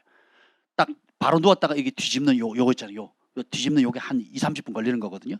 제 마음의 느낌, 실제 시간은 모르겠어요. 실제 시간은 저 안 재봤으니 몰라요. 근데 제 느낌은 막 진짜 막 지옥같이 긴 거예요. 아프니까. 딱 뒤집으면 딱 엎드린 자세거든요. 무릎을 꿇고 엎드린 자세가 딱 돼요. 그래야 일어나니까. 그럼 그 상태에서 제 영의 고백이 딱 나와요. 나는 주님의 것입니다. 살아도 주님의 것이고 죽어도 주님의 것입니다. 내가 젊어서 100km 연근을 3번이나 하고 공수교육도 받고 그리고 운동도 잘하고 그리고 모든 무거운 짐을 지고 이사도 다 하고 그렇게 강한 존재이지만 어떤 순간에 주님이 나를 붙잡지 않으면 내 몸 하나 화장실 갈 수 없는 그런 연약한 존재입니다. 모든 것이 주님의 은혜입니다. 주님이 붙잡으셨기 때문에 제가 있는 거고 주님이 손 놓으시면 나는 끝난 겁니다. 사나 죽으나 주의 것입니다. 나는 주님의 것입니다 하고 고백을 했어요. 엎드려서. 근데 평강이 확 밀려오더라고요. 평강이 확 밀려오는데 아무 걱정이 안 돼요. 아무 걱정이 안 되는 거예요. 그리고 그 고백을 한 지 얼마 되지 않아서 감쪽까지 나와버렸어요. 그 고백을 한 지 얼마 안 돼가지고 감쪽까지 나왔다니까요. 제가 아프다고 사방에서 얼마나 기도해주고 도움을 주고 또 심지어 막 카이로프랙티스 막 그 비싼 엄청 비싼 뭐 그런 것도 하게 해주시고 막 하여튼 하면 할수록 더 아파. 여러분 우리가 병원에서 고칠 게 있고 병원에서 못 고치는 게 있거든요. 근본적으로 하나님이 하나님께로 나오라고 부르시는 그 자리는 다른 데 가서 찾으면 해답이 없습니다. 근데 보세요. 주밖에 나의 복이 없습니다. 하나님이 이 고백 들으려고 이 고백이 나오기까지 연단하신 거거든요. 이게 입 바른 소리가 아니라 진짜 주님밖에는 나의 복이 없나이다. 주님밖에 나의 행복이 없습니다. 우리가 왜 성질 냅니까? 우리가 왜 자존심 상해요? 주님이 나의 행복이 아니기 때문이에요. 왜 사람 말 한마디에 나를 무시했다고, 나를 얕잡아봤다고, 내가 돈 없다고, 내가 이래저래 학벌이 없다고 이런저런 아픈 걸 건드리면 팍 합니까? 주님이 나의 행복이 아니기 때문에 그래요. 그래서 흔들리는 거예요. 그래서 마음이 요동치는 거예요. 그래서 그걸 쌓아뒀다가 어느 순간에 팍 폭발해 버리잖아요. 그러면 이것도 은혜입니다. 그럼 뭐예요? 아, 이 영역에 이걸 붙잡고 하나님께 울어야 되겠구나. 긍휼을 구해야 되겠구나. 주님이 나의 복입니다 라고 고백하는 사람에게 눈이 열립니다. 볼까요? 13장 3절 13장 3절 시작.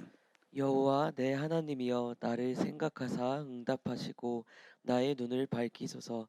두렵건대 내가 사망의 잠을 잘까 하오며. 우리가 하나님의 눈으로 진리의 눈으로 실상을 보지 못하면 우린 죽습니다. 사망의 잠을 잘 수밖에 없어요. 원수에게 속아서 이래서 불행해, 난 저래서 불행해, 이래서 억울해, 이래서 한 맺혔어, 이게 이래서 누구 탓이야 라고 하면서 결국은 그렇게 말하면서 자기 영도 죽고 다른 사람 영도 죽이고 내가 사랑하는 자녀들 가족들 다 죽이는 거예요. 근데 보세요, 이때 다윗이 뭐라 그럽니까? 주님 내 눈을 열어주세요. 하나님이 보듯이 진리의 안경을 쓰고 실상을 보게 해주세요. 그랬더니 주님이 나의 주인이시고, 그러면 주님이 나의 행복의 근원이시고, 그러면서 나타나는 보이는 결과가 뭔지 아세요? 16장 3절 읽어보겠습니다. 16장 3절 시작. 땅에 있는 성도들은 존귀한 자들이니 나의 모든 즐거움이 그들에게 있도다. 여기까지 가셔야 돼요. 땅에 있는 전에는 내가 성질 내는 이유가 뭐예요? 내 마음 안 알아준다는 거잖아요. 내가 낙담하는 이유가 뭐예요? 내가 억울하거나 내 뜻대로 안 된다는 거잖아요. 그러니까 모든 행복과 불행과 슬픔, 희노애락의 출발점이 뭐예요? 나잖아요. 왜 나한테 안 맞춰주냐 이거거든요. 우리 어르신들 보세요. 나이 들어가는 우리 시부모님이나 또 뭐 양가 쪽의 부모님들 보세요. 나이가 들수록 더 어려진다는 얘기 듣잖아요, 종종. 근데 그 어리다고 얘기 듣는 그 얘기의 공통점이 다 뭡니까? 내 마음 안 알아준다고 하는 거잖아요. 내가 이렇게 고생해서 키웠는데 왜 내 마음 안 알아주느냐? 내가 너를 사랑해서 이렇게 하는 건데 왜 잔소리로 듣냐? 왜 내 마음 안 알아주냐거든요. 근데 그 60, 70, 80이 돼도 숨이 깔딱깔딱 넘어가는 그 순간에도 왜 내 마음 안 알아주냐라는 이 사고방식을 안 깨져 평생 불행한 겁니다. 자기도 괴롭고 다른 사람 괴롭히고, 내가 사랑하려고 노력하면 노력할수록 그 내뱉는 그 말은 비수가 되고 창이 되고 활이 돼가지고 불화살이 돼서 내 자녀와 내 주변 사람들 다 불태워버리는 거예요.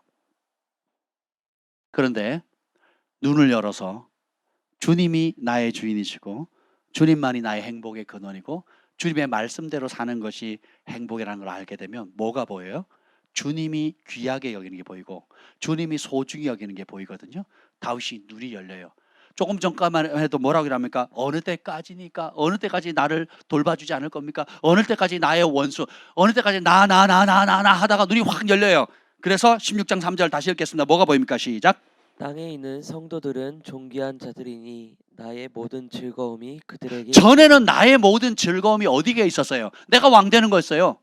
내가 소명을 이루는 거였어요. 내가 유명해지는 거였어요. 내가 여호와를 경험하며 복을 받는 거예요. 내 이름이 드러나는 것이 복이었어요. 근데 눈이 열립니다. 하나님 나라는 섬기는 자가 높아지고, 하늘에서 가장 존귀한 것은 영혼이잖아요. 영혼을 살리는 거예요. 이 다윗이 복음을 전하는 겁니다. 땅에 있는 성도들은 존귀하다. 하나님 나를 이렇게 존귀하게 여기듯이 땅에 있는 여호와를 경외하는 많은 주님을 나의 주인으로, 주밖에 나의 복이 없다고 고백하는 수많은 사람들이 가장 하나님께서 소중히 여기는 존재다. 하나님께 나에게 왕이 되라고 명하시는 이유도 땅에 있는 성도들을 위해서라는 거예요. 하나님 나에게 물질의 복을 주는 것도 땅에 있는 성도들을 위한 거라는 거예요. 하나님께서 나에게 이런 직임 저런 축복을 주는 모든 것도 땅에 있는 성도들 살리라고, 영혼 살리라고 준 거라는 걸 이 눈이 열리니까 그게 보이는 거예요. 전에는 내가 복받고 내 자식이 잘 되고 내가 어떤 무언가를 위치를 차지해야 복인 줄 알았는데, 눈이 열리니까 주님이 나의 주인이고 주밖에 나의 행복의 근원이 없고, 그리고 주님이 정말 우리 인생 행복할 수 있는 길을 알려주는데 그게 뭐예요? 땅에 있는 성도들 가장 존귀하다. 그리고 그들이 나의 즐거움이다. 이 고백하면 떠오르는 고백이 나오죠. 신약의 바울이 뭐라고 그럽니까? 천국에서 제일 큰 상급이 뭐래요? 너희가 나의 자랑이고 너희가 나의 면류관이고 너희가 나의 영원한 상급이라 그러거든요. 이게 보이십니까? 제가 목회를 왜 하겠습니까? 김 목사님이 마리아 모임을 해요. 제가 짠하더라고요. 목회를 하는 입장에서는 말리고 싶어요. 여러분 목회자 마음이 아니라 모르실 겁니다. 3명 놓고 하더라고. 3명 놓고. 편리함이나 저는 은사를 가지고 사역하는 다양한 부류의 사람들을 봅니다. 그 은사를 가지고 전개해 나가는 사람, 부자들을 상대하는 사람, 연예인을 상대하는 사람, 사업가를 상대하는 사람들 많이 봅니다. 은사가 좀 있으면. 왜요? 떨어지는 국물이 많거든요. 근데 우리 김 목사님은요, 상처받은 사역자, 아픈 상처, 어디 가서 도움을 받고 있을 때 도움을 받지 못하는 사역자들, 고통 가운데 신음하는, 자기가 아픈데 왜 아픈지도 모르는 사역자들, 자원해서 그들을 불러서 1명이든 2명이든 3명이든 받을 마음만 있으면 그 사람들 살리겠다는 거예요. 그 사람들 부르며 사람을 일으키겠다는 거예요. 내가 이 땅에 살아가면서 받는 어떤 혜택이나 국물이나 이런 것이 아니라 그럴 게가 너무 많았거든요. 저희 삶 가운데 그럴 게가 너무너무 많았다고요. 다 거절했거든요. 주님이 붙여주신 그 영혼, 그리고 상하고 찢긴 영혼들, 그들을 섬기라고. 이게 주님의 마음이거든요. 여러분이 신앙생활하고 영적인 체험하고 은사도 있고 다양한 복을 받았다 할지라도 땅에 있는 믿음의 형제 자매들, 한 교회에 있고 한 몸 안에 있는 이 영혼들에 대한 가치를 모른다면 여러분 불행한 겁니다. 여러분은 아직도 자기 우상의 굴레에 못 벗어난 겁니다. 진짜 주님을 사랑한다면 땅에 있는 성도들의 가치가 보이게 돼요. 왜요? 주님의 마음을 받았거든요. 주님이 무엇을 위해, 누구를 위해서 이 땅에 오셨는데요? 내 주변에 땅에 있는 형제 자매들을 위해서 온 거 아니겠습니까? 땅에 있는 성도들은 존귀한 자다. 모든 영혼이 귀하지만 특별히 예수님을 믿는 믿음의 형제 자매들, 주님을 경외하기로 결정하고 자신의 삶을 주인을 예수님으로 바꾼 사람들은 영원히 하나님 보시기에 소중한 존재들이거든요. 땅에 있는 성도들은 존귀한 자다. 그래서 예수님이 죄인의 친구란 말이 요즘 더 크게 와닿는 거예요. 아까도 잠깐 얘기했지만 한 청년이 아침마다 와서 부르짖는데 주님의 마음이 여기 있구나. 나는 언제까지 목회를 편하게 하려고 자꾸 생각을 할까? 저는요, 순종 잘하는 사람하고 목회하고 싶습니다. 헌신 많이 하는 사람하고 목회하고 싶고요. 알아서 잘 섬겨주는 사람하고 목회하고 싶어요. 주님의 마음은. 주님의 마음은. 말 지지리도 않던 상처 있고 깨지고 갈 바를 알지 못하고 절망에 빠진 자타가 공인하는 죄인들의 친구가 되어주기를 원하는 거거든요. 사역을 편하려고 합니까? 여러분 부흥을 갈망하잖아요. 그죠? 왜 갑자기 또 부흥을 갈망하시죠? 부흥이 터져서 진짜 남쪽에서도 예언한 대로 부흥이 터져가지고 한국을 강타하고 북한을 넘어서서 실크로를 따라서 예루살렘에 이르기까지 가기를 원하잖아요. 그리고 저기 무슨 대학이죠? 에즈베르 대학에서 부흥이 터져가지고 막 한 달 동안 막 가는데 그것이 막 남미로 퍼져나가잖아요. 그 에즈베르 대학이 문을 닫은 이유가 학교를 해야 되니까. 그죠? 근데 마음이 안타깝잖아요. 그걸 계속 1년, 10년에서 전 세계로 뻗어나도록 계속 해야 되는데 닫으니까 마음 아프잖아요. 닫은 이유가 뭐예요? 대학교 유지해야 된다고요. 대학교. 대학 유지가 중요해요? 영혼 사는 게 중요합니까? 하나님이 부흥을 위해서 그 대학을 부흥의 진원지로 삼다면 그냥 버려두시겠냐고요. 그게 경제 논리와 인간 논리가 확 들어가니까 부흥의 불씨가 팍 꺼져버리죠. 그럼 꺼집니까? 그게 다른 데로 튀어나가는 거거든요. 한 달하고 두 손 두 발 다 들었거든요. 우리가 교회에서 작은 행사 하나 한다고 혹은 만약에 일주일만 부흥이 터진다면 여러분 어떻게 하시겠습니까? 혹은 한 달 부흥이 터지면 어떻게 하시겠어요? 힘들어요. 직장생활 해야 되는데요. 사람들 오는 게 피곤하고 청소하는 것도 힘들고 음식 하려면 힘들고 누구 좀 하려면 힘들고 그럼 받을 그릇 준비가 된 거예요? 안 된 거예요? 우리가 주님의 마음으로 하는 거야? 아니면 내 편리함으로 하는 겁니까? 우리가 이렇게 어려요. 모든 정말 주님의 마음이 부어지면 주님이 사랑하는 그 한 영혼 살리기 위해서 내가 불편함을 감내하는 게 즐거움이죠. 내 물질을 내어놓는 게 즐거움이죠. 내가 쌈짓돈 꺼내가지고 이것을 꺼내는데 아이들이 맛있게 먹고 행복해하고 또 교회 오면 먹을 게 많다 감사하다고 하면 그것이 큰 즐거움 아닙니까? 그렇지 않나요? 내 작은 성기문에서 화장실 냄새나는 화장실, 찌릿내 나는 화장실이 깨끗해지고 향기가 나고 우리 집보다 더 깨끗한 마치 호텔처럼 그렇게 깨끗해진다면 그걸로서 행복할 많은 사람들이 행복할 그걸 또 행복을 느끼지 않습니까? 우리가 헌신하는 거 어려워요. 섬기는 거 어려운 거 맞습니다. 희생하는 거 내 주머니에 지갑 열리는 게 어려운 거 맞아요. 그것만 바라면 아무것도 아니죠. 근데 그 일을 통해서 배가 부르고 위로를 받고 용기를 얻고 또 집회가 열리고 은혜의 장이 열리는 그걸 본다면 마치 예수님께 십자가 달 때 그 십자가 달리고 싶었겠습니까? 할 수만 있으면 이 잔을 옮겨달라고 하셨잖아요. 그런데 히브리서에 보면 그럼에도 불구하고 그 십자가를 지신 이유가 뭐예요? 십자가 이후에 올 그 십자가를 통해서 올 수많은 영혼들, 그 영혼들이 하나님 나라의 천국으로 들어와서 천국의 장치가 벌어질 걸 생각하니까 기쁨으로 그것을 지게 되는 거예요. 마음에 달려 있습니다. 내 불편함이 크게 보이느냐? 하나님께서 하실 그 하나님의 마음, 영혼들을 살리기 위해서 하는 그 일의 마음이 크냐? 모든 주의 일이 싫은데 하면 율법이 돼요. 그럼 무거운 짐이 됩니다. 마음이 있죠. 길이 보이고요. 마음이 있죠. 그러면 내 작은 이런 헌신을 통해서 하나님이 영광을 받으신다는 그 은혜에 감히 고개를 못 드는 거예요. 오병이의 기적이 무슨 큰 음식 창고가 와서 이루어졌습니까? 보리떡 5개, 물고기 2마리잖아요. 밀가루와 기름이 끊이지 않는 그 축복이 무슨 정유 탱크에서 온 게 아니잖아요. 가부가 마지막 먹고 죽기로 했던 그 작은 사랑으로 말미암아 내어놓은 그거거든요. 우리 하나님이 그런 분이시라고요.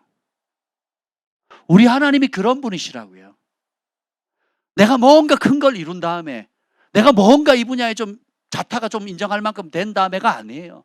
네 손에 있는 게 뭐냐? 네 마음에 있는 게 뭐냐? 내가 너에게 준 은사가 뭐냐? 내가 너에게 맞은 특별한 재능이 무엇이냐?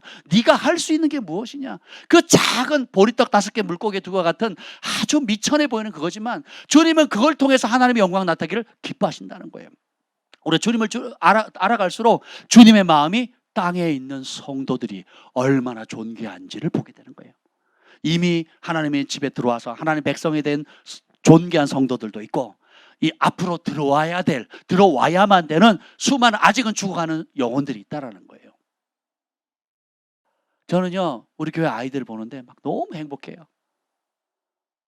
우리 아이들이요 정말 이 교회 주일학교가 없어지는 이 시대에 아이들이 깔깔깔대고 주님을 찬양하고 예배하고 또 어지럽히고 사고도 치고 지네들끼리 싸우고 애들 싸움이 엄마 싸움 되고 아빠 싸움 되고 그래도 여러분 그거 아세요? 솔로몬이 그렇게 얘기를 하잖아요. 소가 없으면 구유는 깨끗하거니와 소가 있으면 쓰임이 많다 그랬거든요. 공동묘지에 가보세요. 깨끗합니다. 비석도 비싸요. 정리가 아주 깔끔하죠. 생명이 없습니다. 유치원에 가보세요. 난장판이죠. 어지럽죠. 생명으로 가득 차 있거든요. 교회를 공동묘지로 만드실래요? 교회가 반듯반듯 깨끗 흐트러짐 없이 그러지 않으면 나는 불편해서 못 다니겠다. 이렇게 이런 것이 교회입니까? 아니면 아이들이 마음껏 찬양하고 예배하고 그리고 주님을 알아가고 배워가고 여러분 인내를 어디서 배워요? 서로 치고받고 하면서 배우는 거 아니겠어요? 사랑을 어디서 배워요? 용서를 어디서 배웁니까? 싸워야 용서가 되죠. 싸움이 없는데 무슨 용서가 되냐고요. 안 그래요? 억울함이 없는데 어떻게 용서가 되냐고요. 축구 선수가 흙먼지 안 날리고 바지가 찢어지거나 모든 축구 선수 저도 축구를 좋아하지만 제가 집에서 얘기도 안 합니다. 이제 씨알도 안 먹혀서 제 발은 항상 상처입니다. 항상 밟히고 까이고 그래서 발톱도 수십 번 빠졌고요. 그럼 맨날 밥벌이로 하는 축구 선수들, 국가대표 선수들, 세계로 움직이는 손흥민 같은 선수들은 발이 어떻겠습니까? 부러지고요, 삐고요. 그리고 발톱은 그냥 아예 없어지. 그러면 발톱 빠진다고 축구 안 할 거예요? 흙먼지 날린다고 여러분 축구 선수가 축구 안 합니까? 영혼을 살리는 우리는 어떠한 책임을 가져야 되겠습니까? 김연아 선수 발 보셨죠? 김연아 선수 발. 여자 발입니까 그게? 얼굴만 이쁘지 발을 보세요. 발 보고 장가 가라면 가겠어요? 안 보셨어요? 한번 보시라고 나중에. 세상에 돈 벌려고 명예를 얻는 사람도 축구 선수는 발이 엉망이 돼도 당연히 치러야 될 대가로 생각합니다. 발레리라는 그 발 보세요. 발이 다 뭉그러졌잖아요. 의사들은요, 특히 수술하는 의사들 손 보세요. 야, 각 분야의 생계를 위해서라도 그렇게 한다는데 영혼을 살리는 이 몸된 교회에서 십자가의 은혜를 받은 우리는 어떠한 마음으로 섬겨야 되겠습니까? 좀 불편한데 좀 힘든데 생각을 바꾸셔야 돼요, 여러분. 생각을 아예 바꾸셔야 돼요. 네, 어렵습니다. 네, 힘들어요. 내 쓸 것도 부족하고 내 시간도 촉박한데 하나님, 그러나 내 작은 이 헌신과 내 작은 이 기도가 내 작은 이 섬김을 통해서 한 영혼이 살 수 있다면, 한 영혼이 힘을 얻을 수 있다면, 변화를 가질 수 있다면 주님, 부끄럽지만 내 삶을 드립니다. 주님 받으셔서 아름답게 보리떡답게 5개 물고기 2마리처럼 사용해 주세요. 밀가루 조금 기름 조금 마지막 먹고 죽으리라는 그런 것도 쓰셨다면 주님 내 삶을 그렇게 사용해 주세요. 한다면 우리 하나님은 얼마나 기뻐하시겠어요. 우리 하나님이 어떤 분인지를 아셔야 됩니다. 아멘. 16장 3절 다시 읽겠습니다. 2절 3절 다시 읽겠습니다. 16장 2절 3절 시작. 내가 여호와께 아뢰되 주는 나의 주님이시오니 주밖에는 나의 복이 없다 하였나이다. 땅에 있는 성도들은 존귀한 자들이니 나의 모든 즐거움이 그들에게 있도다. 많은 사람들이 착각합니다. 주님이 나의 전부입니다. 나는 주님의 친밀함을 원합니다. 주님의 임재 가운데 젖어들기를 원합니다. 하고 거기에 멈춰 있는 사람들. 주변을 못 돌아보는 사람들. 나만 환상 보면 되고 나만 무슨 영적 체험하면 되고 나만 마음의 평온을 느끼면 되는 거예요. 주변이 안 보이는 사람들이 있어요. 다른 영을 보는 겁니다. 다른 세계에 살고 있는 거예요. 밤 깊도록 동산 안에 주와 함께 있으려 하나 괴로운 세상에 할 일 많아서 날 가라 명하신다. 주가 나와 동행을 하면서 나를 친구 삼으셨네. 주님의 친구로 부르셨죠. 그 친구들이 하는 일이 뭡니까? 동산 아래 아직 예수님의 친구가 되지 못한 수많은 영혼들을 위해서 보내셨잖아요. 하나님도 그 아버지도 하늘에만 계신 게 아니라 아들을 보내셨잖아요. 예수님이 12제자 세우셔서 보내셨잖아요. 70인 세우셔서 은혜 주시고 권능 주셔서 보내셨잖아요. 120명의 성령 부으셔서 보내셨잖아요. 초대교회 오순절에 예루살렘 부흥 터뜨리다 보내시잖아요. 땅에 있는 성도들을 살리라고. 교회 안에서 섬김이 훈련 안 되는데 어떻게 세상에서 섬기겠습니까? 내가 맨날 얼굴 보고 매주 얼굴 보고 서로 사랑하고 형제님 자매님 같은 셀이다 하는 사람도 제대로 섬김이 안 되면서 무슨 세상에서 섬김이 되겠습니까, 여러분? 내가 친하고 가까운 사람도 용납이 안 되는데 생판 모르는 사람한테 어떻게 되겠습니까? 내 마음만 위로받는 영적인 체험이나 이런 것들은요 반쪽짜리입니다. 반쪽. 그는 과정 속에 잠깐 있을 곳이지 거기가 종착지가 아니에요. 주님의 마음을 다윗이 받으니까 어떻게 합니까? 땅에 있는 성도들이 그렇게 존귀한 줄 모르고. 그러니까 도망 다닐 때 혼자 다니면 되지.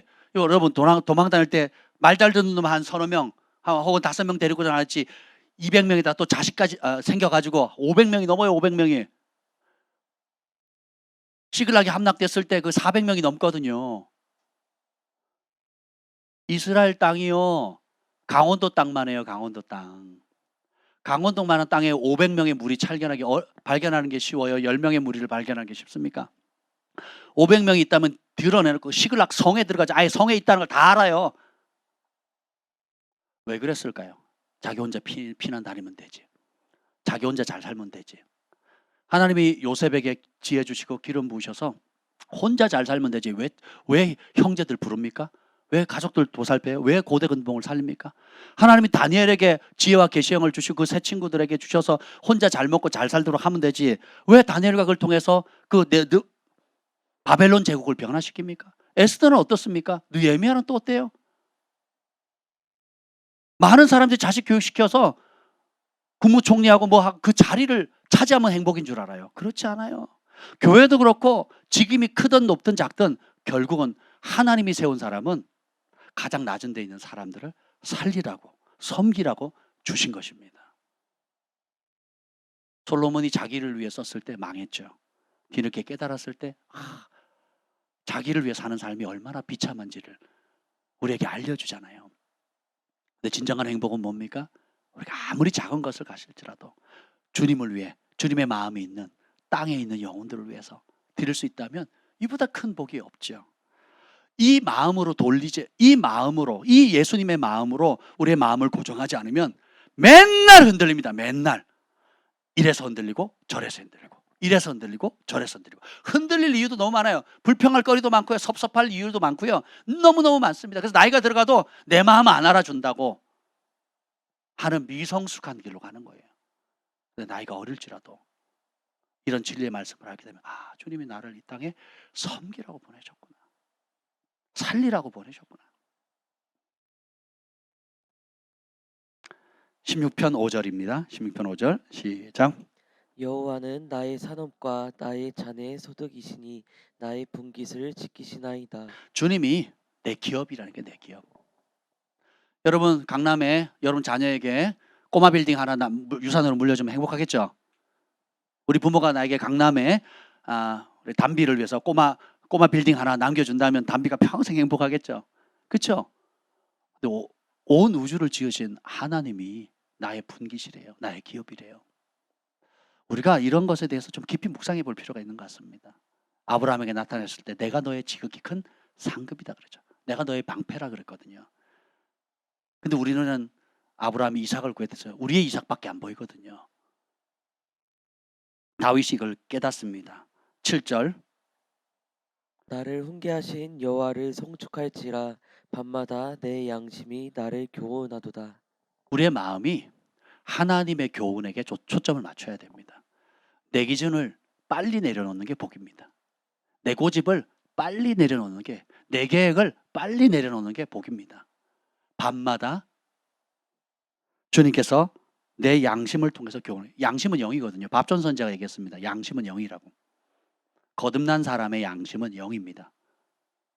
그래서 성령께서 거듭난 양심을 통해서 말씀하시거든요. 우리 영이신 하나님이 우리의 영에게 말씀하시는데 그 영이 양심이거든요. 그 양심에 화인 맞으면 끝나는 겁니다. 양심이 더럽혀졌다 하는 사람 있죠.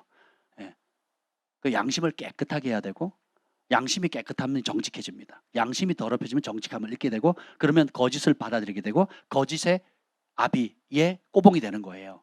근데 하나님을 알게 되면 말씀으로 내 삶의 기준을 삼게 돼요. 그 말씀의 물로 씻기면 양심이 깨끗해집니다. 그리고 그 말씀에 씻김 받은 양심이 밤마다 나를 교훈하거든요.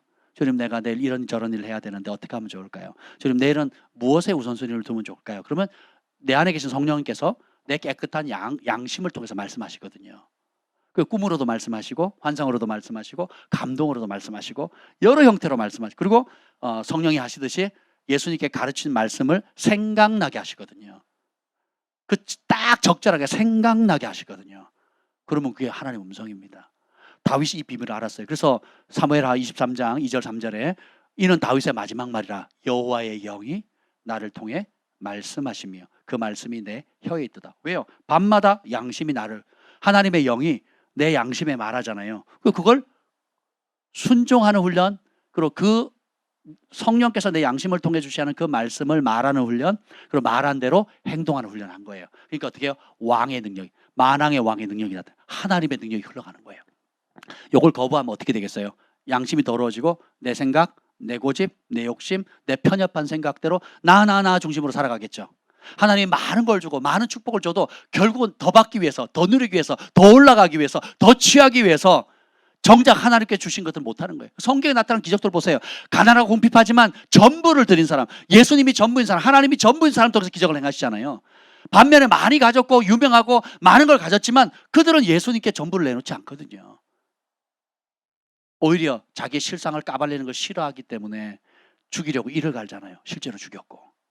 지혜나 지금이나 똑같습니다. 우리가 하나님이 어떤 분지를 알게 되면 여러분이 지금 가지고 있는 형편이 어렵다는 걸 가지고 핑계 삼을 수 있겠어요? 오히려 더 좋은 기회가 아니겠습니까? 오히려 더 주님 앞에 깨어지고 상한 마음으로 갈 수 있는 좋은 기회가 아니겠습니까? 내가 더 못 가져서 더 헌신을 못합니까? 더 못 누려서 내가 하나님께 더 못 나가는 겁니까? 성경 그렇게 말합니까? 아니면 반대입니까?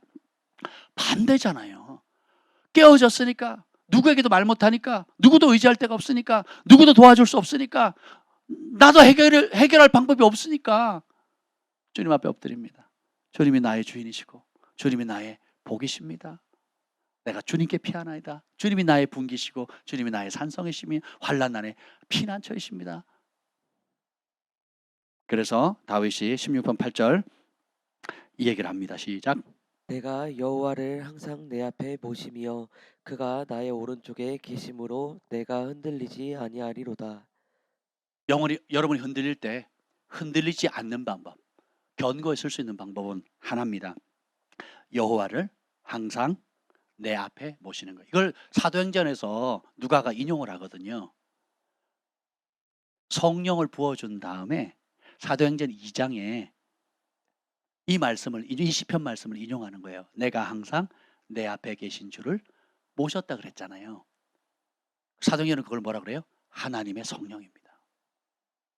우리가 우리의 삶 가운데 여러 상황들이 있지만 하나님의 성령을 내 마음에 항상 모시는 거. 그러면 그가 내 오른편에 계심으로 내가 흔들리지 않는다는 거예요. 여러분이 원하는 대로 되면 안 흔들린다는 게 아니에요. 내가 원하는 문제가 다 해결되면 안 흔들린다는 게 아니에요. 오히려 사망의 음침한 골짜기에서 안 흔들리는 법을 배우셔야 돼요. 승리의 정상, 교만의 유혹이 올 때도 안 흔들리는 법을 배우셔야 됩니다. 육체가 한계에 이르러서 죽을 것 같다 할지라도 안 흔들리는 법을 배우셔야 돼요. 그것이 시편 16편 8절에 나와 있잖아요. 내가 여호와를 항상 내 앞에 모시고 주님이 내 우편에 계시고 그러면 어떻게 되냐? 그때 비로소 9절 이러므로 나의 마음이 기쁘고 나의 영도 즐거워하며 내 육체도 안전히 살리니. 그때 비로소 내 마음에 진정한 행복이 있고 나의 영도 즐거워한다는 겁니다. 11절 주께서 생명의 길을 내게 보이시리니 주의 앞에는 충만한 기쁨이 있고 주의 오른쪽에는 영원한 즐거움이 충만한 기쁨, 영원한 즐거움이 어디에 있습니까? 주님 앞에 있습니다. 우리가 선택하는 거 심플해요. 주님 앞에 엎드리는 겁니다. 10절 이는 주께서 내 영혼을 스올에 버리지 아니하시며 주의 거룩한 자를 멸망시키지 않으실 것임이니이다. 아멘. 우리 하나님이 버리지 않으세요. 어떤 상황에서 붙드십니다. 무엇이 여러분을 흔들고 있습니까? 무엇이 지금 여러분의 마음을 요동치게 합니까? 무엇이 여러분의 삶을 흔듭니까? 그 흔들 때 여러분의 마음의 반응은 어떻습니까? 오늘 어떻게 해야 될지 길이 좀 보이십니까? 어떻게 해야 될까요? 흔들리는 건 은혜입니다. 그래서 우리가 그 흔들리는 문제를 가지고 반석 대신 주님 앞에 나아가는 거예요. 레위인의 서원처럼 주님이 나의 분기시고 주님이 나의 상급입니다. 이게 레위인의 소명이거든요. 사실은 제일 소중한 걸 얻는 거잖아요. 그렇죠? 그렇지 않습니까? 다윗이 그걸 발견한 거예요. 주님이 나의 지극히 큰 상급입니다. 주밖에 나의 복이 없나이다. 주님 밖에 나의 복이 없습니다. 이 자리로 초청하고 계시는 거예요. 주님이. 주님 밖에 내 마음 알아줄 자 없는 거예요. 주님 밖에. 주님 안에 다 있는 겁니다. 아멘.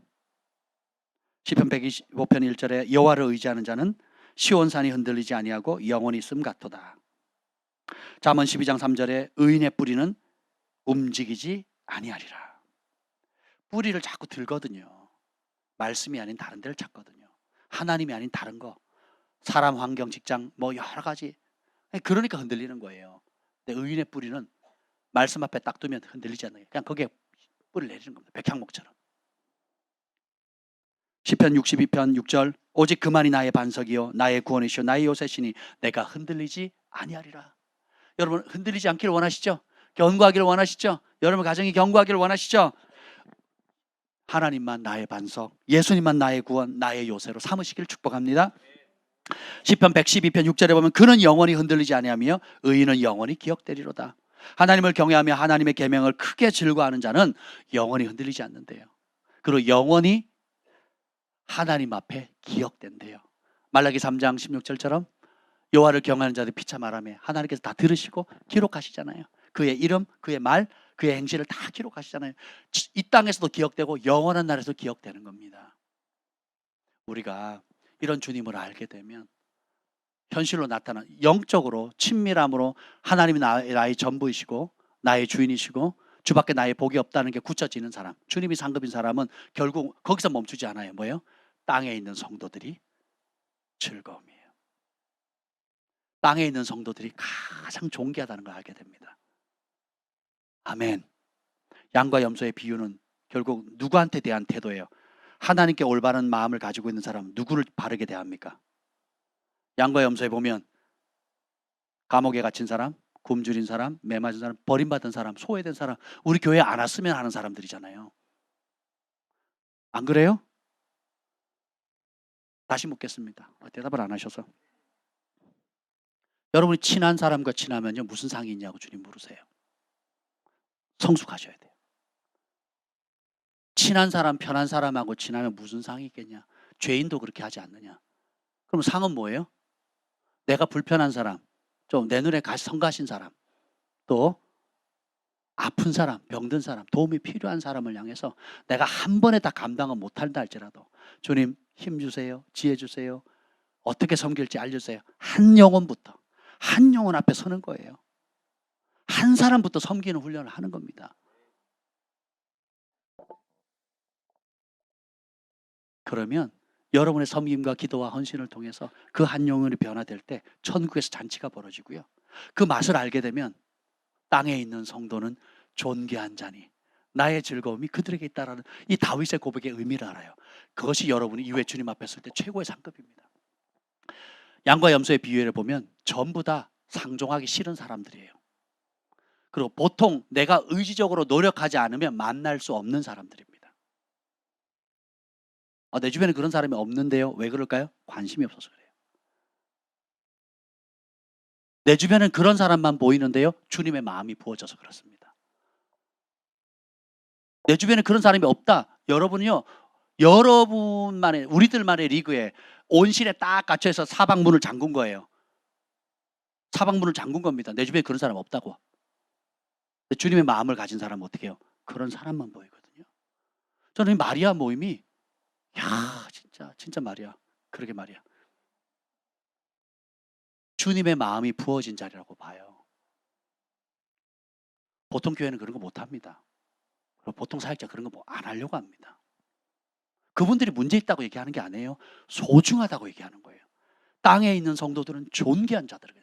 존귀하기 때문에 아프고 찢기고 상처받은 그분들이 더 큰 사랑과 그들이 세워지면 어마무시한 역사가 일어나거든요. 중보해 주셔야 돼요. 축복해 주셔야 돼요. 그러한 마음으로 여러분도 이제까지 내가 친숙한 사람들로 내가 딱 주변에 이중상중으로 그냥 딱 둘러쌌다면 이걸 깨셔야 돼요. 한 번에 깨기 어려우면 한 영혼부터, 기도하다가 감동 주는 그 한 사람부터 주님의 마음으로 땅에 있는 그 영혼은 존귀한 자니 나의 즐거움이 그에게 있습니다. 목회의 즐거움이 그겁니다. 제여기가 이렇게 바뀐 거. 땅에 있는 제여기는 존귀한 자니. 우리 간동 형제님 바뀐 거 보세요. 우리 나은이가 바뀔 걸 생각해 보세요. 얘도 곧 바뀔 것 같아요. 한번 생각해 보세요. 지금 있는 모습이 영원하지 않거든요. 누군가의 사랑, 누군가의 섬김, 누군가의 기도, 누군가 진리로 양육하면 주님께서 인정하는 존귀한 자로 변화되거든요. 그래서 우리에게 은혜를 주신 겁니다. 우리의 시간, 재정, 또 몸이 그렇게 섬기라고 하나님께서 이 땅에 보내주셨어요. 그렇게 살아갔으면 좋겠습니다. 아멘. 자기 연민의 늪을 벗어날 수 있는 방법, 진정한 행복을 누릴 수 있는 방법은 섬기는 겁니다. 축복하는 겁니다. 나누는 겁니다. 돕는 겁니다. 중보하는 거예요. 네. 내 주변에 도울 사람이 없다고요? 여러분, 그러지 마세요. 내 주변에 그런 사람이 없다고요? 그러지 마세요. 일단 교회부터 하세요. 교회부터. 안 그러면요, 여러분은 고인물이 돼서 썩습니다. 안으로부터. 더 괴롭죠. 근데 보세요. 중국집에 어릴 때 소원이 너무 굶어가지고 중국집 사장님이 되겠대요. 그래서 커서 진짜 중국집 사장님 됐어요. 그분이 뭐 하는 줄 아세요? 일주일에 한 번씩 굶주린 사람, 노인들, 또 그 청소년 혼자 지내는, 청소년 뭐라 그러죠? 부모 없이 지내는 소년 소녀 가장들 초청해가지고요, 매주 100그릇씩 밥을 해먹인대. 짜장면 해준대요. 자기가 너무 굶었으니까. 내 평생에 내가 중국집에서 내가 되면 그 소문 나잖아요. 그리고 또 그게 소문 나니까 장사가 잘 되니까 차를 나라에 만들어가지고 이제는 지방으로 돌아다니면서 정기적으로 한 달에 한 번은 지방으로 돌아다니면서 짜장면을 하는 거예요. 그럼 이 사람이 돈 버는 맛에 살겠어요? 사람들 행복하는 맛에 살겠어요? 그 사람이 예수 믿는지 안 믿는지 제가 잘 모르겠어요. 아마 믿을 가능성이 많겠죠. 여러분, 나만 바라보면 불행해집니다. 근데 여러분에게 얼마나 많은 잠재력과 이미 주어진 재능과 은사들과 여러 것들이 있습니까? 그걸 통해서 죽어가는 영혼들을 살린다고 한번 생각해 보세요. 하나님은 어떻게 복을 주실까요? 행복은 멀리 있지 않아요. 나를 보면 불행해집니다. 우울해집니다. 근데 도움이 필요한 사람들이 보이기 시작하면, 그리고 여러분들이 그들 향해서 한 가지라도 섬기기 시작하면 여러분 축복의 통로가 됩니다. 삶이 흔들릴 때, 마음이 흔들릴 때 여러분 은혜입니다. 직면하세요. 네, 그리고 주님 앞에 엎드리세요. 그리고 이 일을 통해서 주님께서 내게 뭐라 말씀하신지 들어보세요. 그러면 여러분이 이전 시즌을 매듭짓고 새로운 시즌으로, 하나님이 예비하신 은총의 시즌으로 도약하실 줄 믿습니다. 기도하겠습니다. 주님 감사합니다. 여호와께서 하늘에서 인생을 굽어 살피사 지각이 있어 하나님을 찾는 자가 있는가 보려 하신즉, 주님, 우리가 마음을 다해서 주님을 찾기를 원합니다. 삶에 여러 가지 흔들림이 있을 때마다 사람 탓, 환경 탓, 누구 탓할 것이 아니라 이제는 하나님을 찾기를 간절히 기다리시는 그 아버지의 마음을 우리에게 부어주셔서 주님 앞에 바짝 나아가는 저희들 되게 하여 주옵소서. 내가 여호와께 아뢰되 주는 나의 주님이시오니 주밖에 나의 복이 없나이다 하는 이 다윗의 새 고백처럼 온전히 주님께 사로잡힌 바 되게 하여 주옵소서. 땅에 있는 성도들은 존귀한 자들이니 나의 모든 즐거움이 그들에게 있도다. 하나님, 이러한 사랑의 자리로 우리를 인도하여 주옵소서. 우리 글로벌 파이어 교회를 그렇게 인도하여 주옵소서. 이제는 우리 구주 예수 그리스도의 은혜와 하나님 아버지의 극진하신 사랑과 성령의 감화 감동 충만하심이 오늘 이 말씀을 붙들고 주님을 나의 주님으로 삼고 순종하기도 하지만 주의 백성들 위해, 열방의 영혼들 위해 영원토록 함께 있을지어다. 아멘.